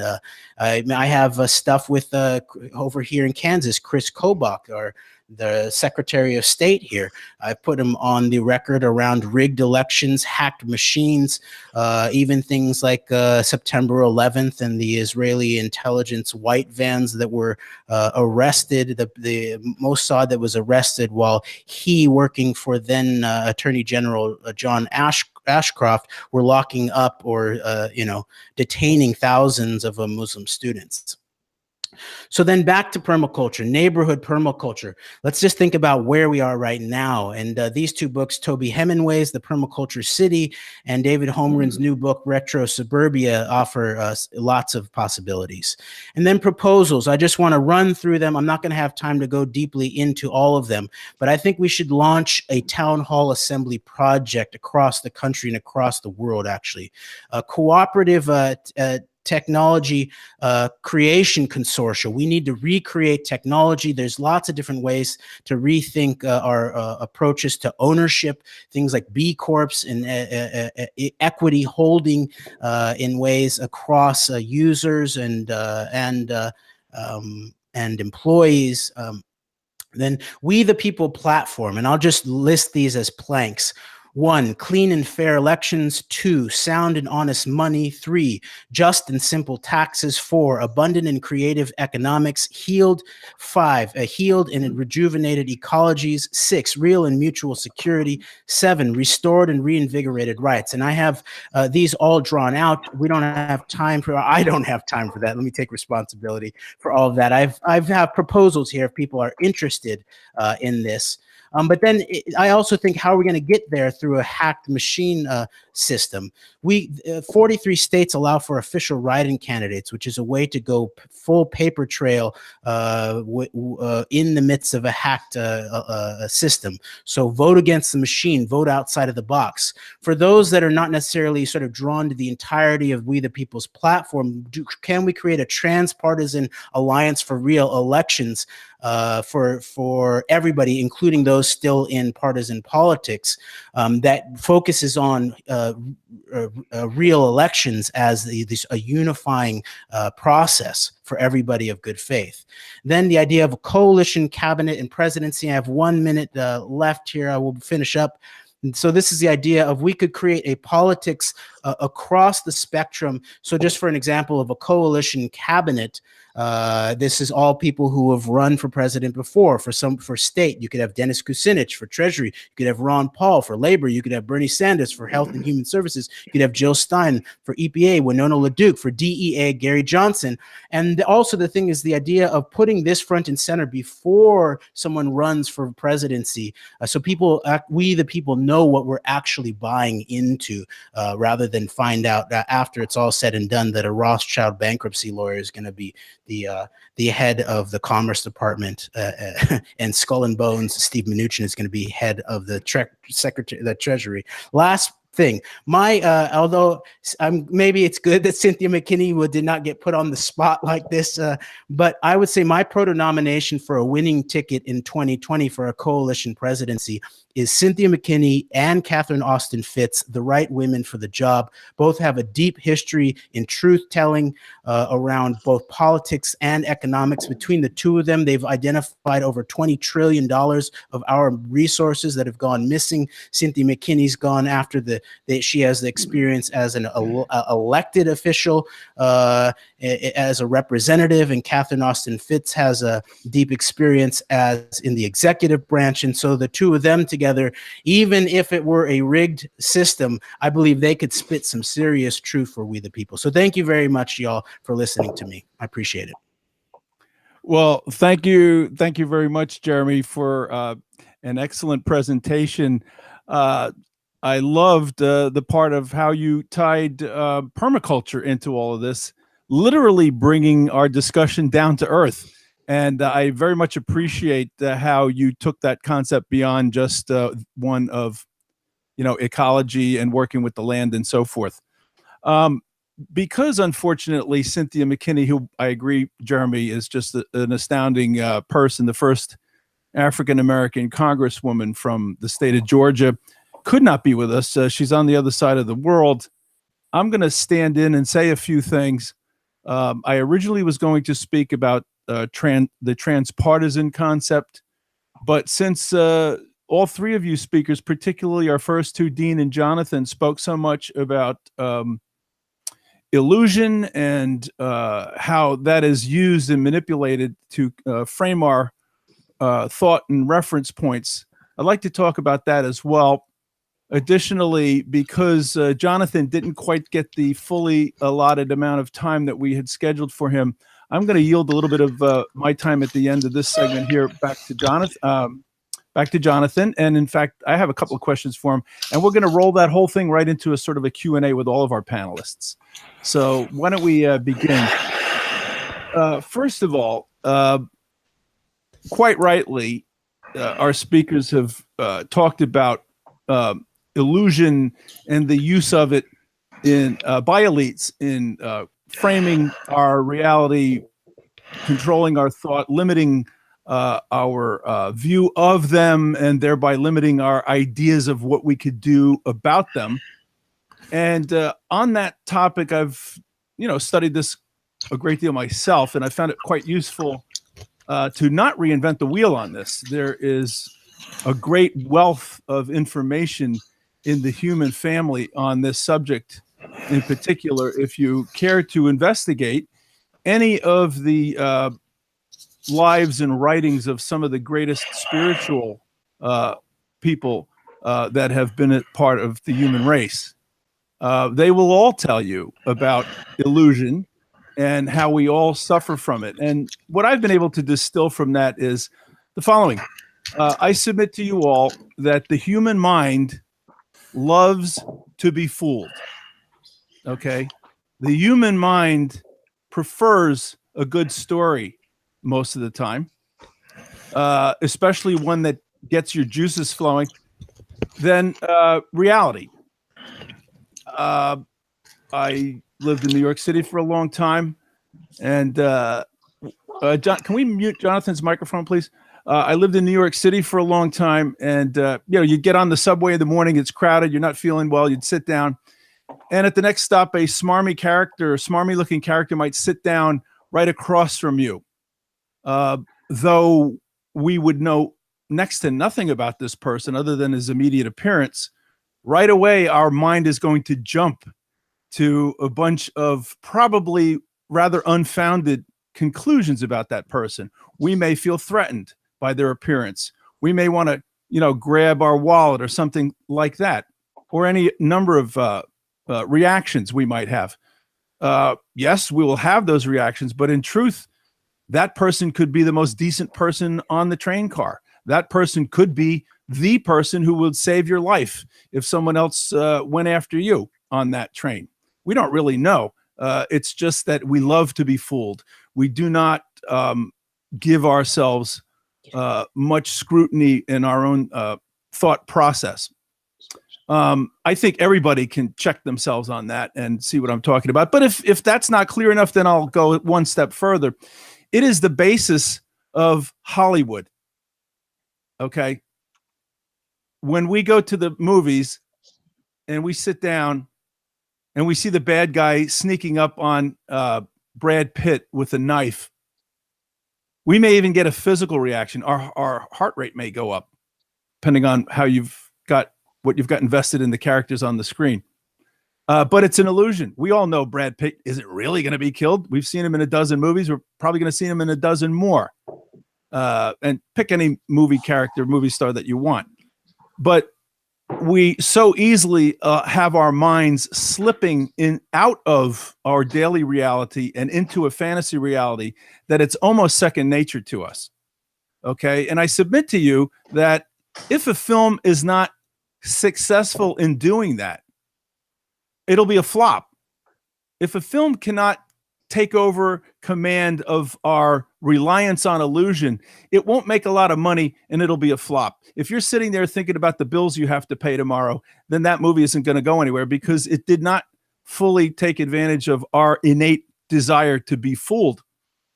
Unfortunately, flim-flam artists the world over, beginning with the little 3-card Monte guy on the street, but going all the way up to the 3-card Monte people who play it with nations and peoples, they take advantage of this as well. And I think our speakers were talking to that point. And these are the kinds of things that we have to realize. Even our own concepts, they may be constructs that we find useful and so forth. But if we try to find some sort of real basis for them, we may not be able to go very far. Having said that, however, structures don't necessarily have to be directly tied into reality as long as they're functional and they produce some decent results. So I would like to add that to the conversation. You may want to look into some of the great spiritual people from mankind, humankind, womankind who have spoken to this and have taught about this and have taught people how to overcome that. I'm not trying to preach any religion here or anything, but one of the interpretations of the word dharma, which is often used to describe Buddhism, is the holding back of the mind. Holding the mind back from jumping toward the first thing it wants to believe about something. Having the discipline to say, oh, that's interesting. My mind is trying to tell me that this guy who just got on the train is a smarmy character. It's not about stopping your thought. It's about observing it. And by observing it, learning how you're being manipulated, even by yourself. So that's what I'd like to contribute here to this discussion. And since we didn't have Jonathan go into his full period, I think that we're going to open up the conversation again with Jonathan. Is Jonathan's mic back on? Jonathan, are you there? I'm here. Can you hear me? Yes. I apologize about the time frame that we're working under. Well, I actually well, maybe I just didn't believe that you were really going to cut me off. I thought you'd give me the time to get through it. But on that point, you had stopped speaking for a moment, and I thought you were watching the clock and you actually were No, cutting no. off yourself. So Oh, that's why okay. in any case, it happened at the moment I was told to do it. So regardless, you've got some time now. So what would you like to continue with? Okay, well, I was talking about this whole Roger Rabbit framing, and I guess the thing to do is to contrast this with the more typical. I mean, one aspect is you can contrast this with the whole typical truth community approach, which is the melting point of steel and the trajectory of the bullets. And the Roger Rabbit thing is just to say, well, these are cartoons, guys. It's just storytelling. Now, I mean, it's true that if you had your day in court and you had an honest judge and you had an honest, you had this really going on, it would be the forensic evidence you would use on, say, something like 9/11. That's true. But on the other hand, we mostly don't have that. I mean, if you're just sitting around the kitchen table with, your relatives or something, how are you going to convince them? The funny thing about all this is that, and then if you're dealing with these, what are the people I call the umbums, on all the technical questions, they can just play at willful obtuseness until the cows come home, and people don't really understand these things, and I mean, they can research them and so forth, and it's not that hard, but everybody understands, you see, what a cartoon is, right? I mean, if you see a Roger Rabbit type movie, you see they're human actors in cartoons, and you can distinguish them. That was one point I wanted to make about it. I mean, but the whole Roger Rabbit thing is also about this sort of degraded intellectual environment, that we operate in. I mean, I said that what I meant to say was that in a sane, mentally hygienic environment, people expressing belief in cartoons would be discrediting themselves, right? I mean, they would just cease to be public intellectuals. They would end up in a rubber room.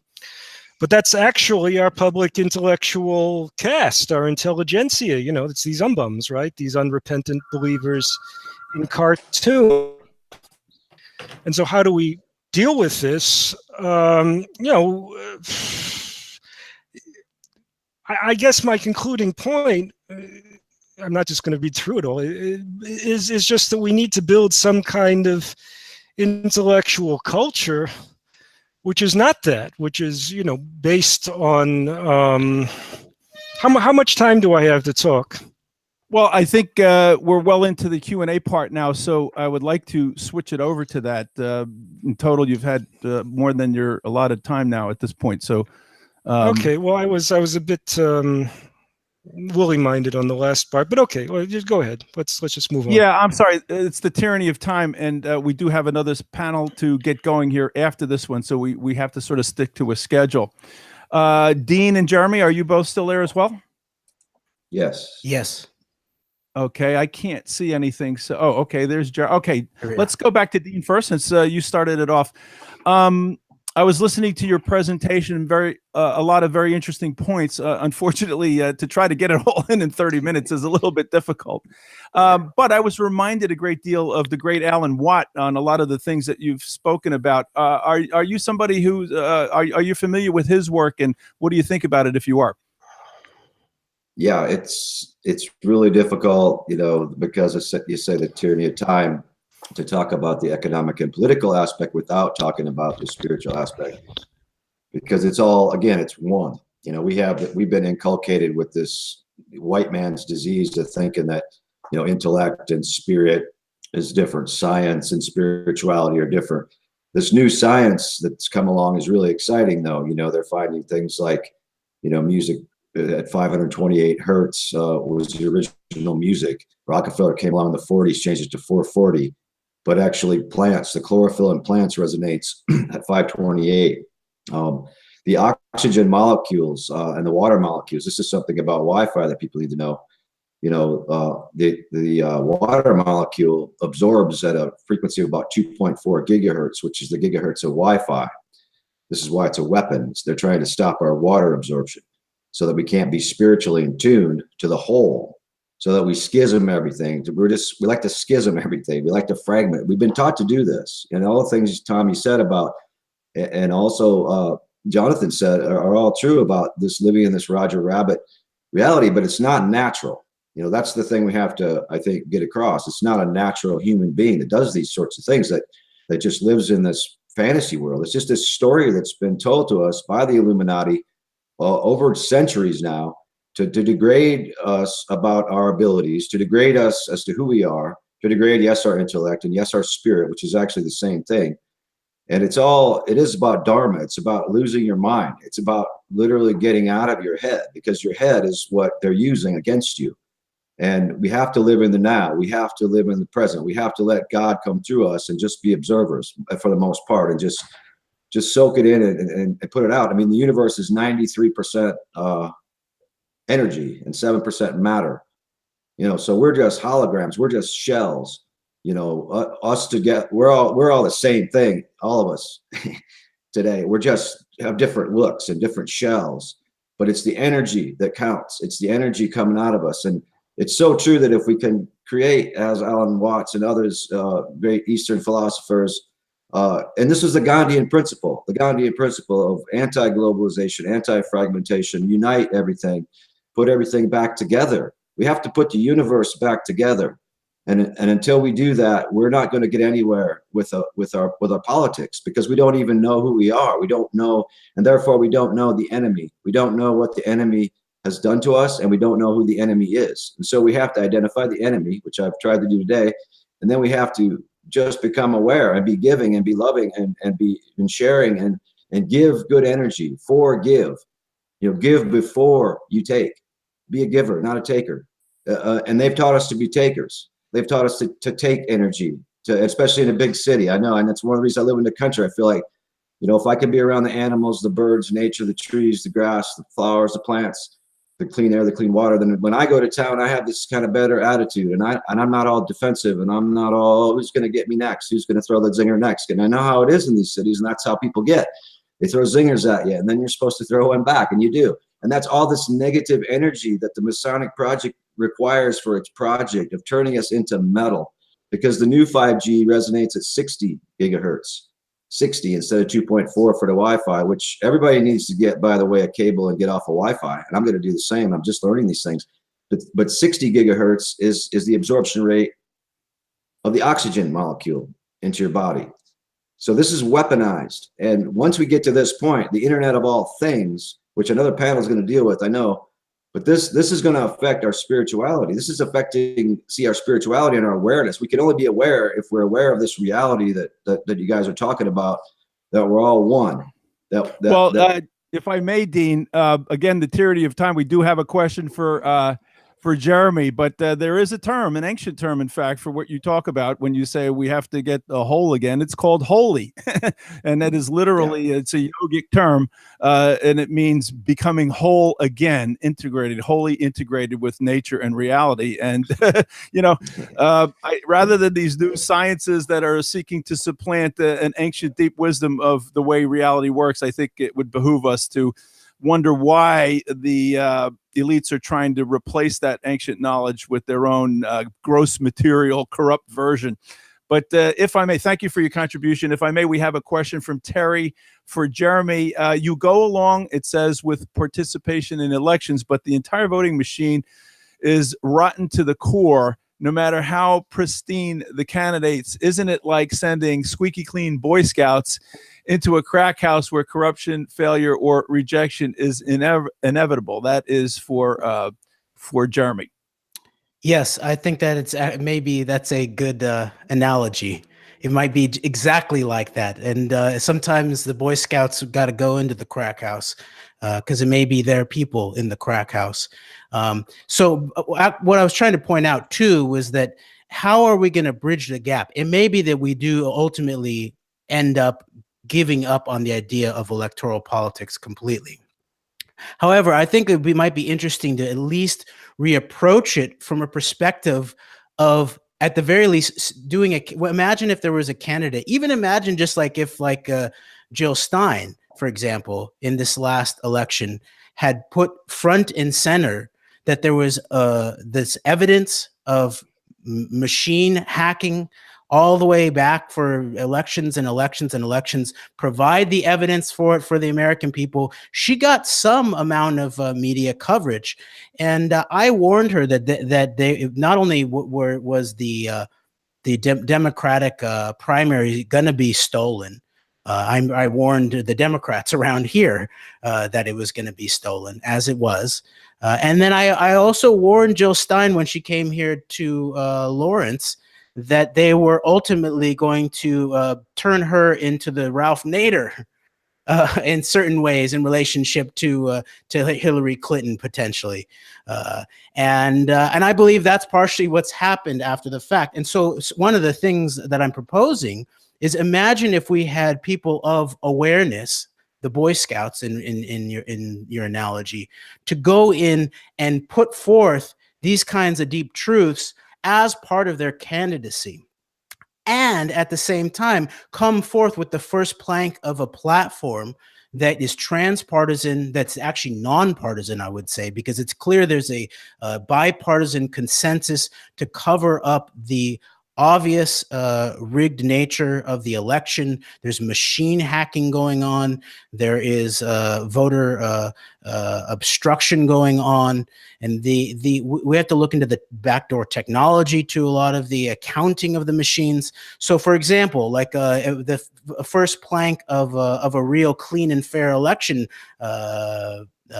platform might be hand-cast, hand-counted paper ballots, verified and recounted at the local level, possibly on film to be potentially replayed later, accountable and transparent verification of and equal access to voter rolls, open, fair process of defining all districts to prevent gerrymandering, fair minimum requirements for ballot access to candidates and propositions, fair access to public funds and equal media access for all qualified candidates, and multiply the venues for candidate and issue debate and discussion. And the reason that I brought up this idea of independent official writing candidates, that they are allowed in 43 of the 50 states. In fact, the most populous of the 43 of, or the more populous of the 43 of 50 states, is that could potentially be, at the very least, a culture jamming or a political electoral jamming approach of a transpartisan political movement that uses elections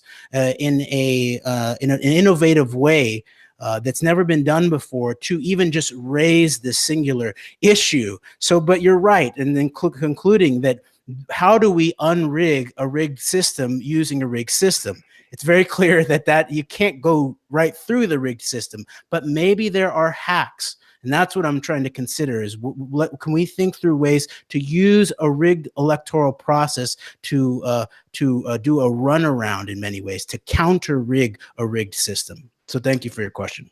Well, I'll remind everyone that in the wake of the 2000 election theft, a very, very vibrant transpartisan movement grew to clean up voting, and it was alive and well here in New York City. Well, we were dogging Antonin Scalia around the country wherever he spoke.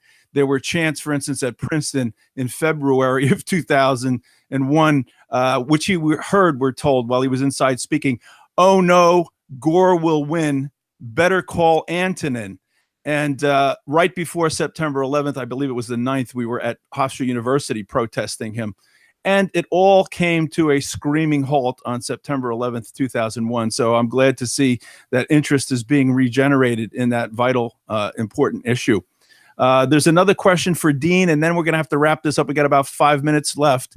From Wayne, Dean, it says, you talk about how the true oligarchy are not the military-industrial complex or Israel, for example, but rather the City of London elites. Well, then, who would the composition of the City of London elites be?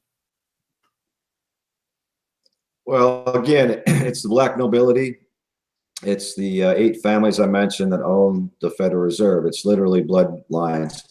And these people are so powerful. You know, the Rothschild family alone is worth, many people guesstimate, over $100 trillion. Money begets money. So when you had it a long time ago, which they did, they funded, for example, Napoleon. they funded Cornwall and both sides of that war, and they funded every war since, including the war in Syria. There's a company called Genie Oil that's in the Golan Heights that has.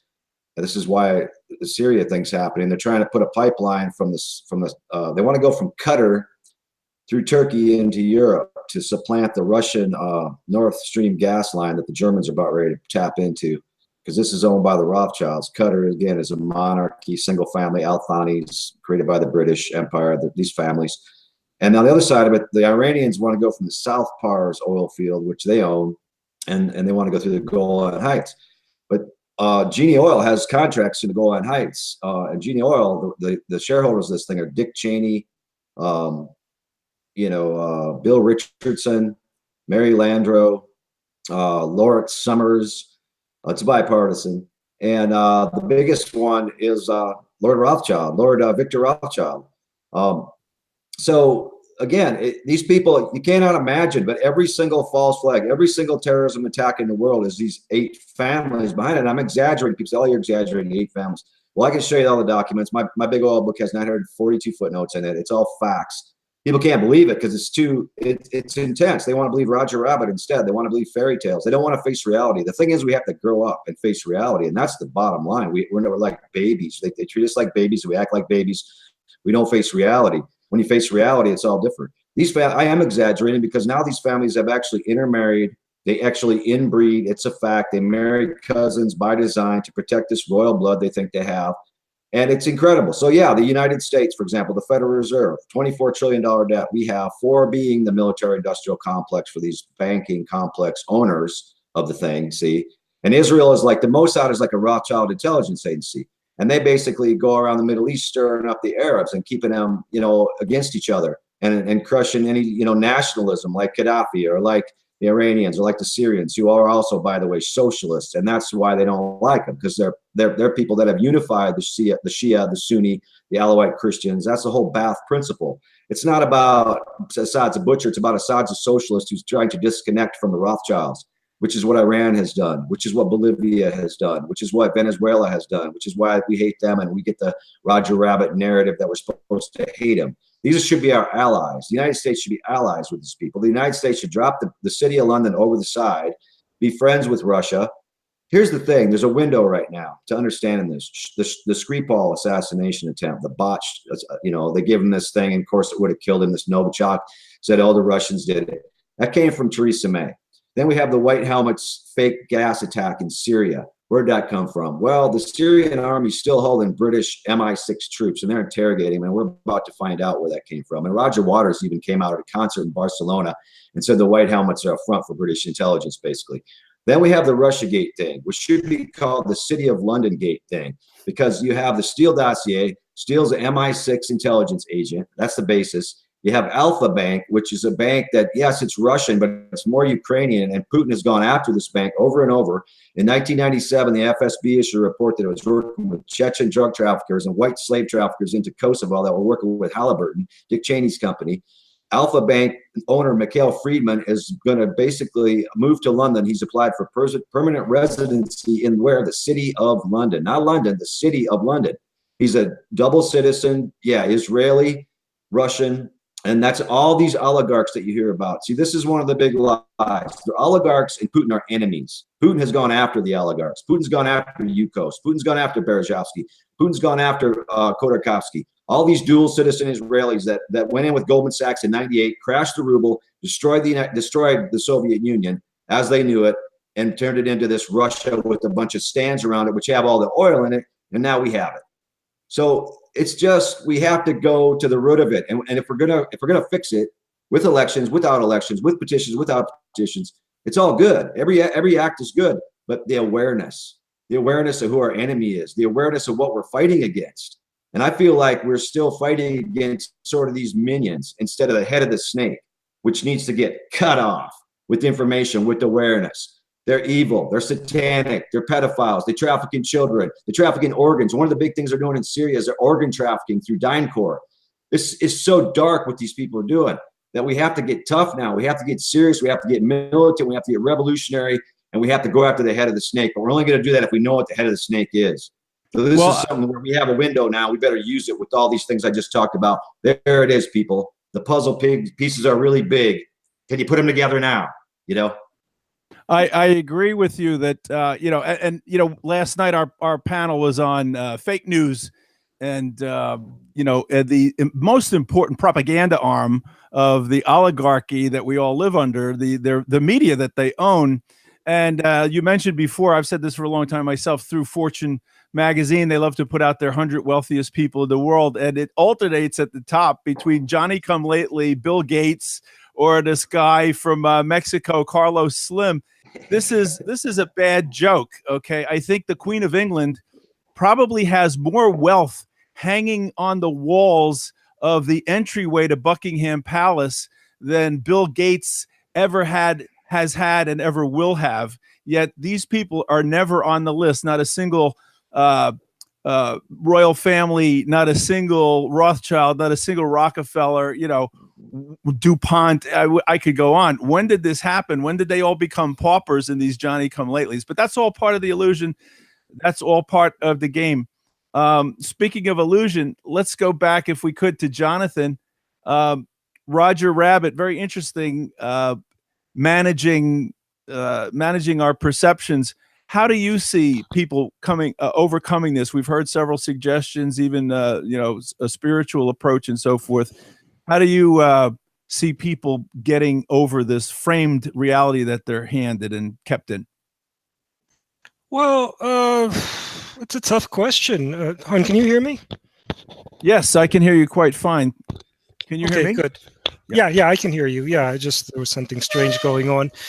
Well, it's a funny thing because I'm not even sure how I overcame it. In the last part of my talk, which I didn't get to, I presented a little timeline, right? Let's say that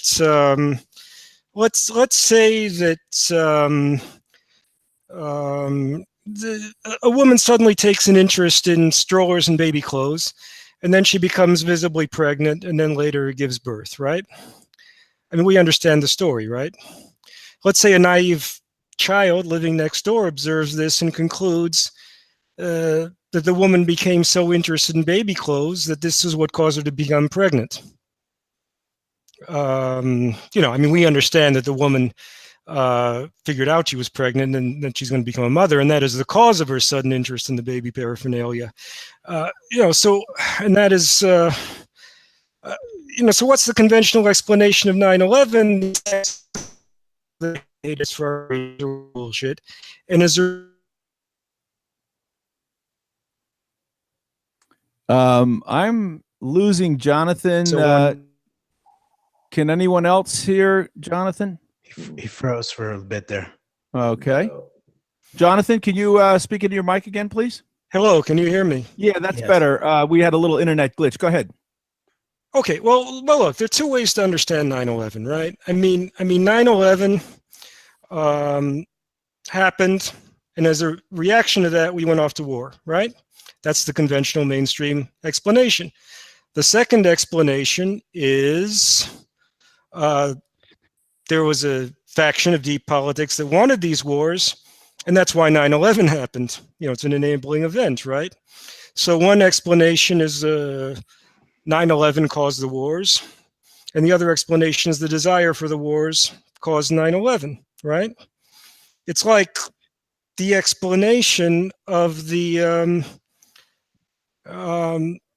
you know, it's like the little child's understanding of what happened with the pregnant woman, right? I mean, she gets interested in baby clothes, and that's what causes her to get pregnant.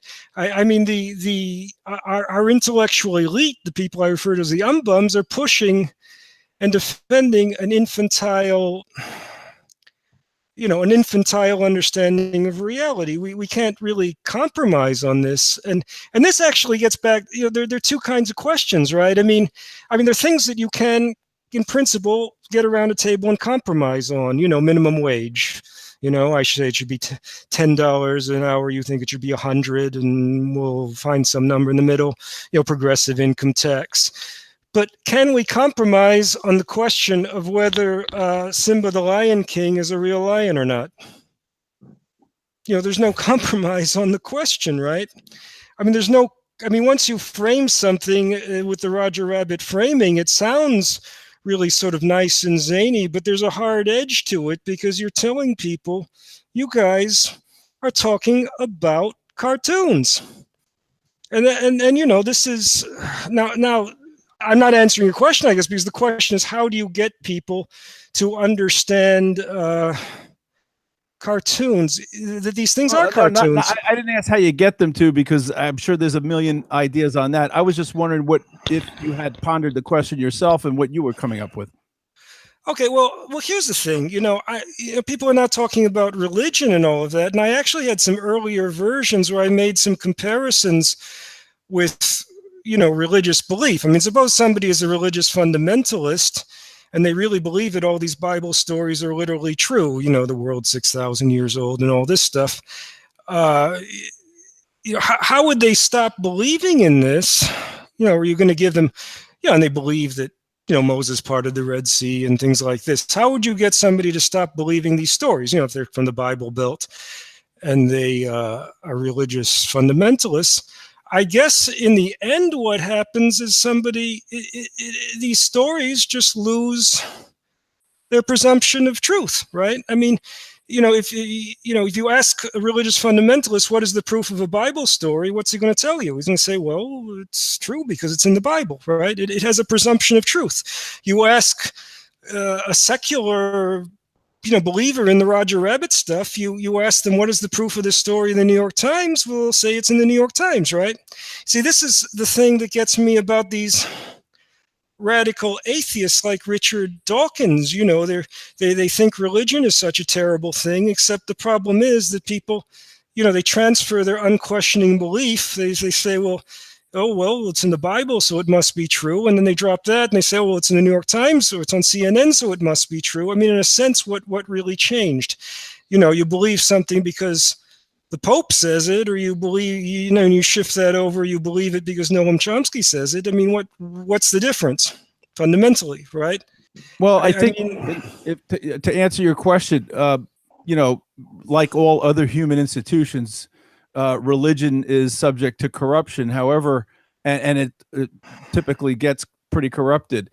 However, most religions that last any length of time are typically founded upon a great spiritual being who actually was engaged on a much deeper level with reality, something which is quite possible for all of us to do, but it's so alien that nobody thinks it's possible.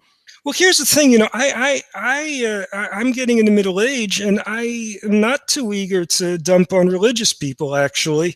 And in an earlier version of what I prepared for the talk, I talked about religion and how somebody would stop believing, and I just changed it to Arthurian legends because, of course, you know, the Arthurian legends have no presumption of truth really to anybody. So, you know, but I mean, the thing is that I sympathize increasingly with, you know, a traditional conservative religious viewpoint, at least culturally, because, you know, not being really religious and believing in much of any of that myself, I just, you know, I understand this rejection of this sort of superficial materialistic culture we live in. You know, I've got a daughter who, you know, will turn 14 fairly soon. And I understand that, you know, people are rejecting, that they reject this materialist consumer culture, and they want to, and they see religion as a bulwark against that. And I sympathize with that viewpoint. I mean, the difference between believing in Bible stories literally and, I mean, if the Pope says to you, you know, Jesus walked on the water, right?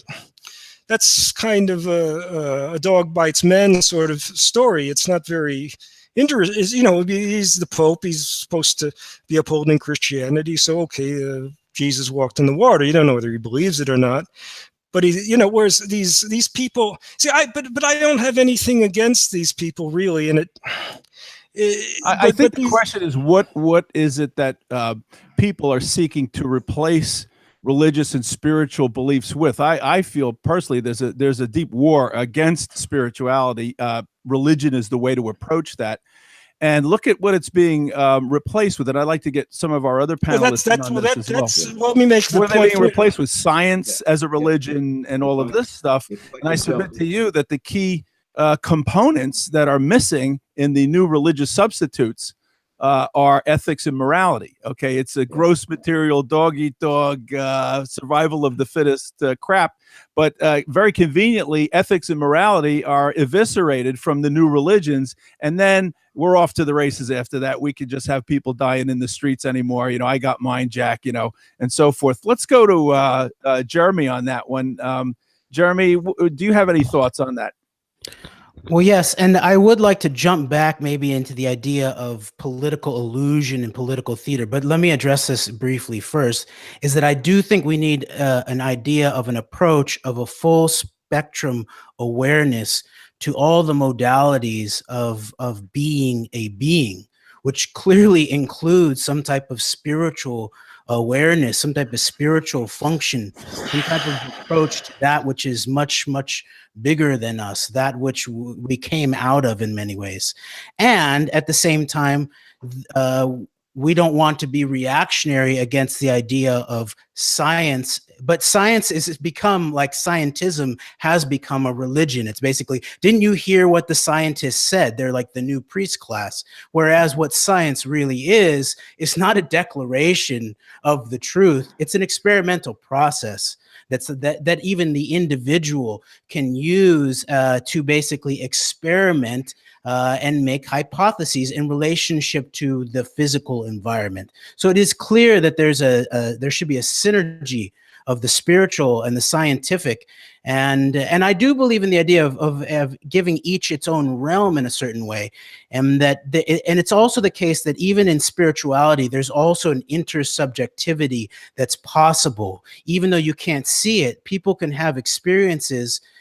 Maybe in relationship to practice, meditation, or prayer, and then they can describe it with a group of people who have done similar types of things. And so you could almost call it a spiritual approach to science, and being that there's a sharing of experience phenomena.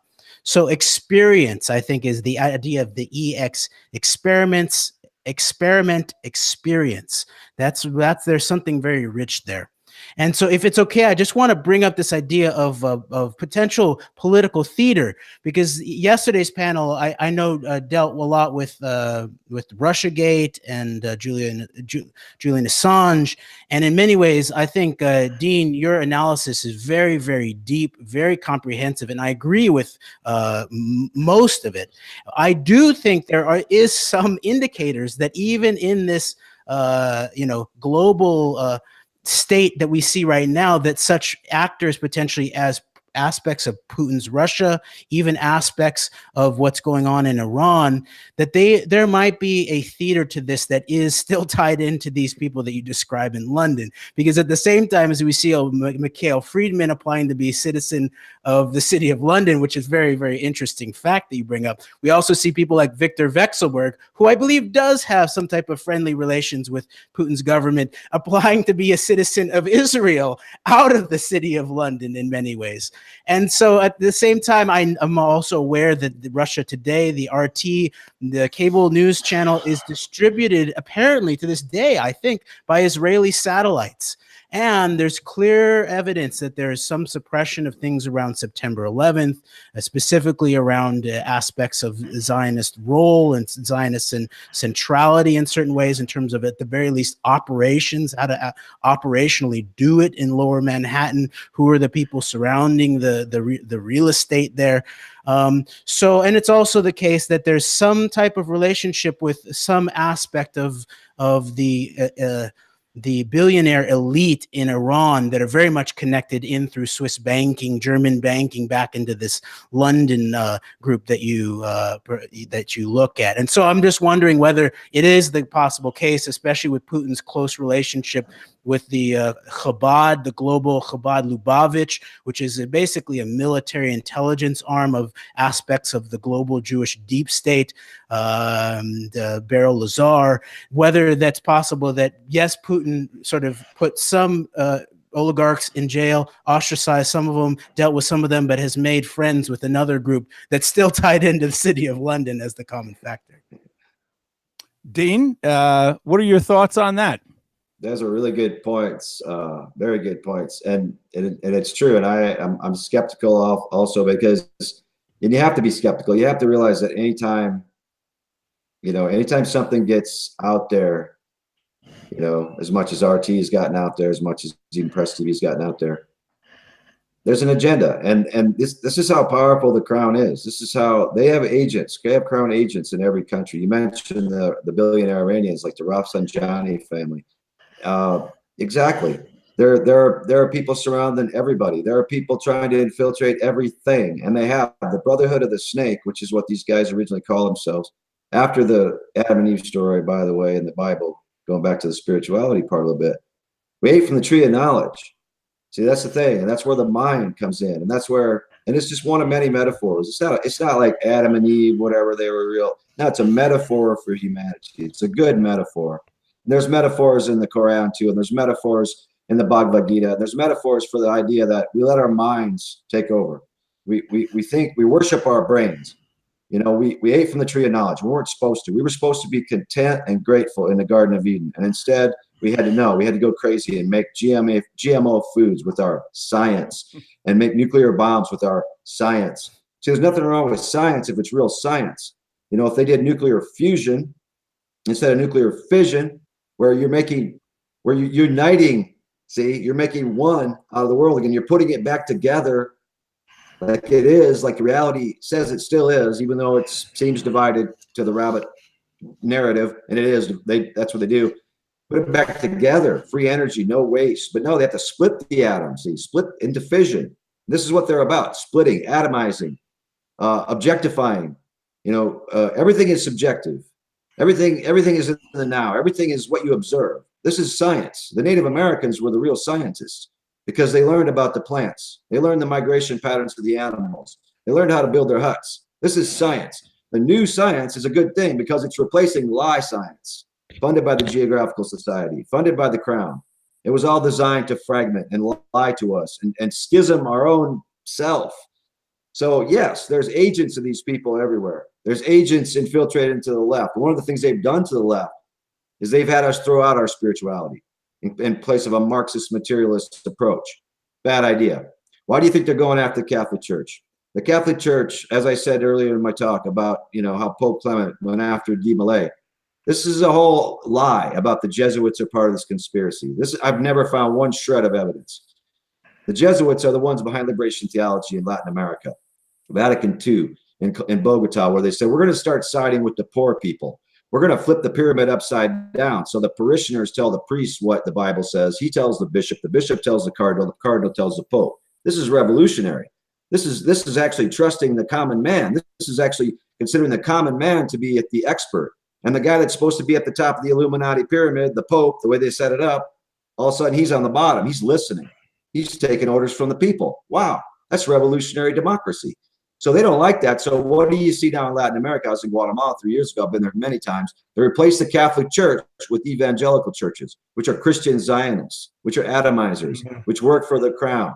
They're being funded by the crown. How can they afford these brand new churches? And this is why all the Catholic pedophiles have been drug out in the open. And yes, it's a terrible thing, and it should be cleaned up. And I do believe this new pope is cleaning it up. He's a Jesuit. And you know what the first thing this new pope did? And I did an interview on Press TV, a debate about it actually the day after it happened. The day after he was sworn in, Pope Francis went to the Vatican Bank in Rome and raided the offices and arrested the executives of the Vatican Bank because that's where the Rothschilds had infiltrated the Vatican. But other than that, they're at odds with each other. And also the Vatican is the only thing powerful enough to take these guys down unless Putin is real and gets his stuff together. I mean, the Soviet Union was, but that's no more. They took it apart. So why do you think there's Dan Brown and Angels and Demons? Dan Brown is an Illuminati front man. He came out of nowhere and he writes these articles that are just horse shit. I mean, the angels in that movie are the demons, and the demons are the angels. The families that the Priory of Sion that he glorified for getting us out of the Enlightenment. You know what the Enlightenment was? The Enlightenment was the shutdown of the spiritual aspect of mankind and a replacement by Rothschild pseudoscience, which Dean, isn't science at all. Can I ask you something about that, and maybe the other panelists as well? I've been working on a model for some time about a war on spirituality, and this is a long war. It's an old war, and you mentioned cultural Marxism and so forth. I submit to you that it was a major attempt through the revolution in Russia in 1917 to rip the soul of Russia out through the Orthodox Church. That is a bedrock principle of Russia. They couldn't do it.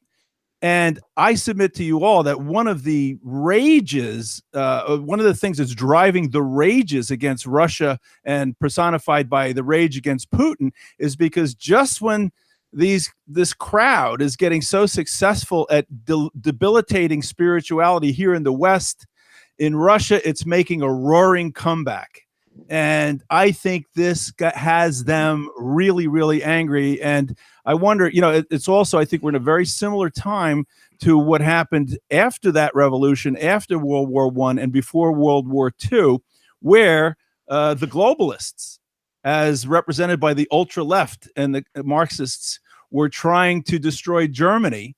And as the next country, the Germans saw themselves as being the next country to come and get their spirituality ripped out, get their intelligentsia shot in the back of the head by the millions. And they didn't want to do it. They wanted to be Germany. And what happened? The ultra right arose to take on the ultra left. In our history, we never get that part of it. All we get is an irrational ultra right. And who were the globalists? Trotsky. Who were the nationalists? If the Germans were anything, they were uber nationalists. And here we are all over again, globalists trying to rip out culture, rip out countries, and there's a nationalist right-wing response. What about you on that one, Jonathan? Is that something you consider? Oh, I've given these kinds of questions a lot of thought. I mean, I don't know who's read it. I wrote an essay, an in-depth essay about this sort of thing. I coined the term, ARF, A-R-R-F, anti-religious fanaticism. I mean, the origin of the article was really about, just how much these people like Richard Dawkins just pissed me off. But it ended up being much more than that. Smug, aren't they? Huh? I said they're so smug about it too. Stephen Hawking's another one. Yeah, well, there's this whole. There is this sort of elitist thing, this sort of sneering at ordinary people. Like, you'd think that Richard Dawkins would wander into a church and he'd see some little old lady lighting some candles, and he sees, like, this is something sinister. This is the big problem in the world. It's just these ordinary people with their ordinary, perhaps simplistic faith, and he sees this as something sinister to fight against. Of course, the problem is that the unquestioning belief in things, that's the real problem. It's not religion per se. I mean, there's a bigger problem with the unquestioning belief in secular ideologies than with religion at this stage in history. And certainly the central thing I was getting across in that article was that certainly at this stage of history, the secularists are the aggressors. I mean, there's no question of that. And in some ways, it was an expository exercise to, I sort of looked at the basic secular belief system in the Western countries and sort of analyzed it as if it was a religion. And that was sort of an expository experiment that actually works fairly well, it turns out. It's surprisingly well. Religion minus a great deal of the ethics, especially when it comes to the sanctity of human life in all forms, not to mention all life on the planet, I would say. What about you, Jeremy? Do you have any thoughts about this? You had some very interesting charts that showed, what looked like sort of a model of various levels of consciousness and so forth. How do you see this spirituality? Do you feel there's a war on spirituality? A, B, does spirituality have some value as a way to become more greatly integrated with reality?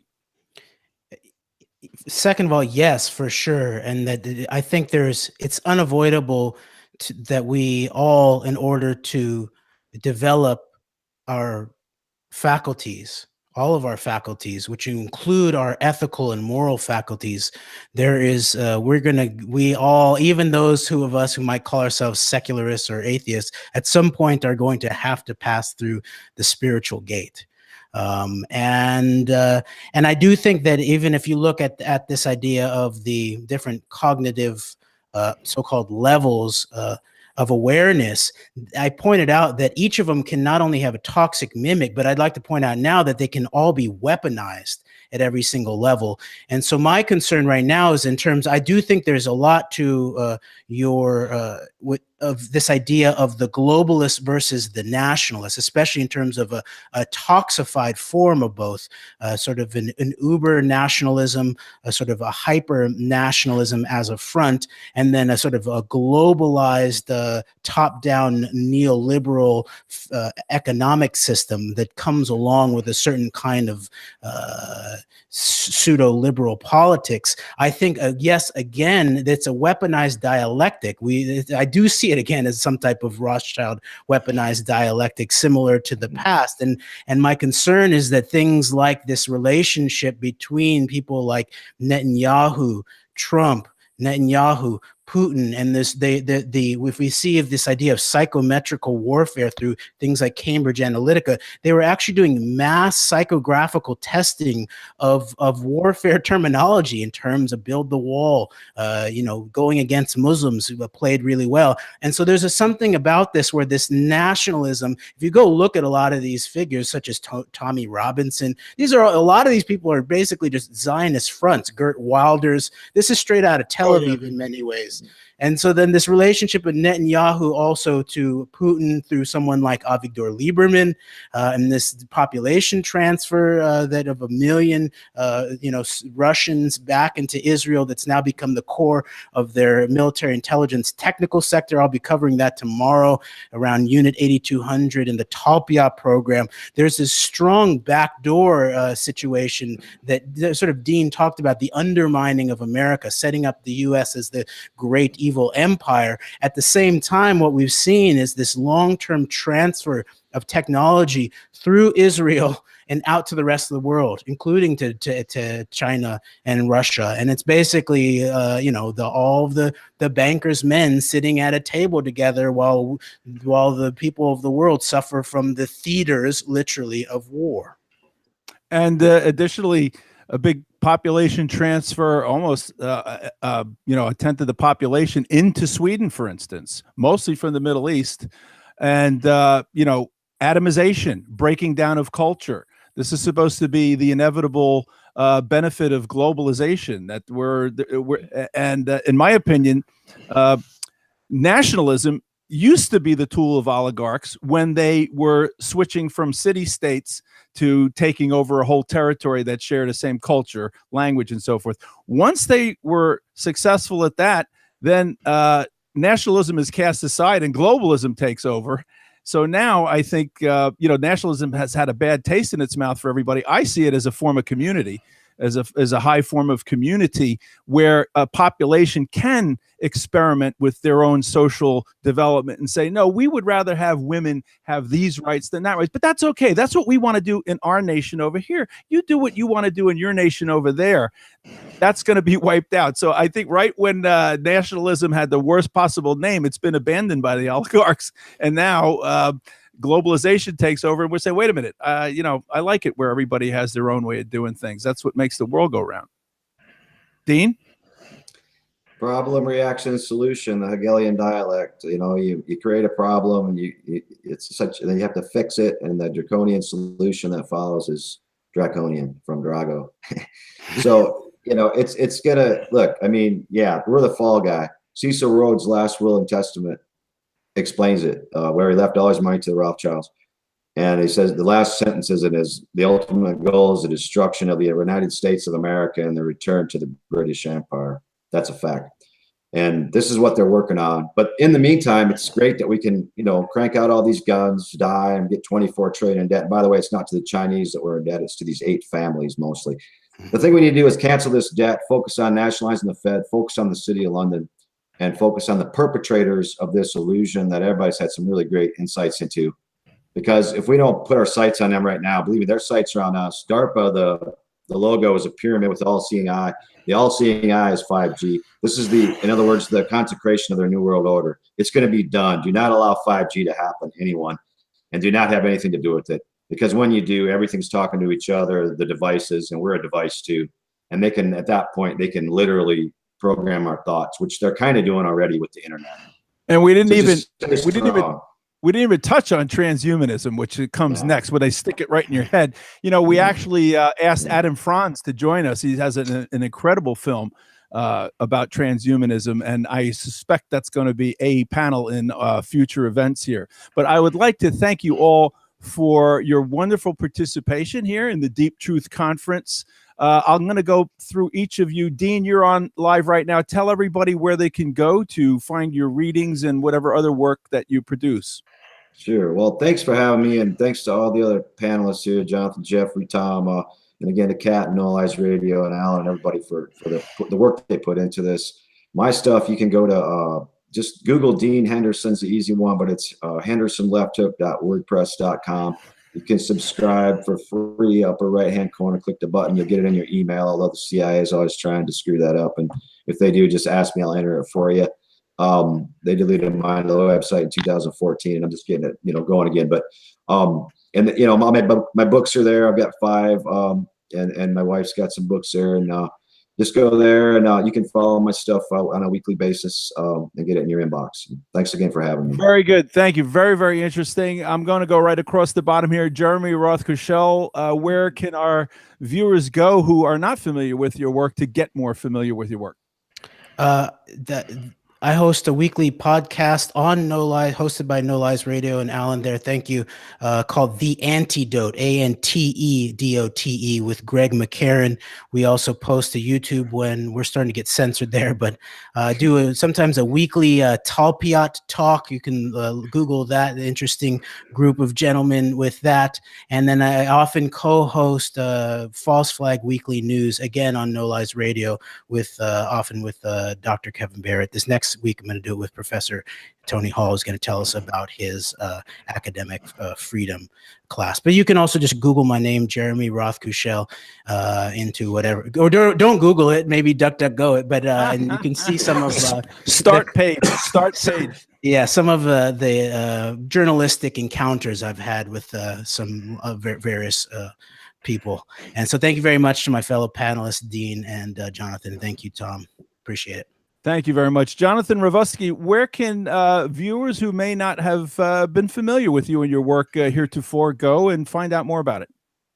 Okay, well, my site is heresycentral.com, which, is still kind of under construction. I'd really like to build something of a community of like-minded people, so I'd encourage people to go there and even just sort of drop me a note. I'd be looking for contributions, even of good writing. Within the next few days, I'm actually going to put up a manifesto that sort of explains what the goals of the community are. So that's heresycentral.com. I mean, that should be the go-to place. And anyway, thank you for having me on, and we can do it again sometime. Thank you very much. I'm interested to hear more of the Roger Rabbit. I think it's got a very interesting take on things. Well, you can go to my website and read the original article where I put out the idea.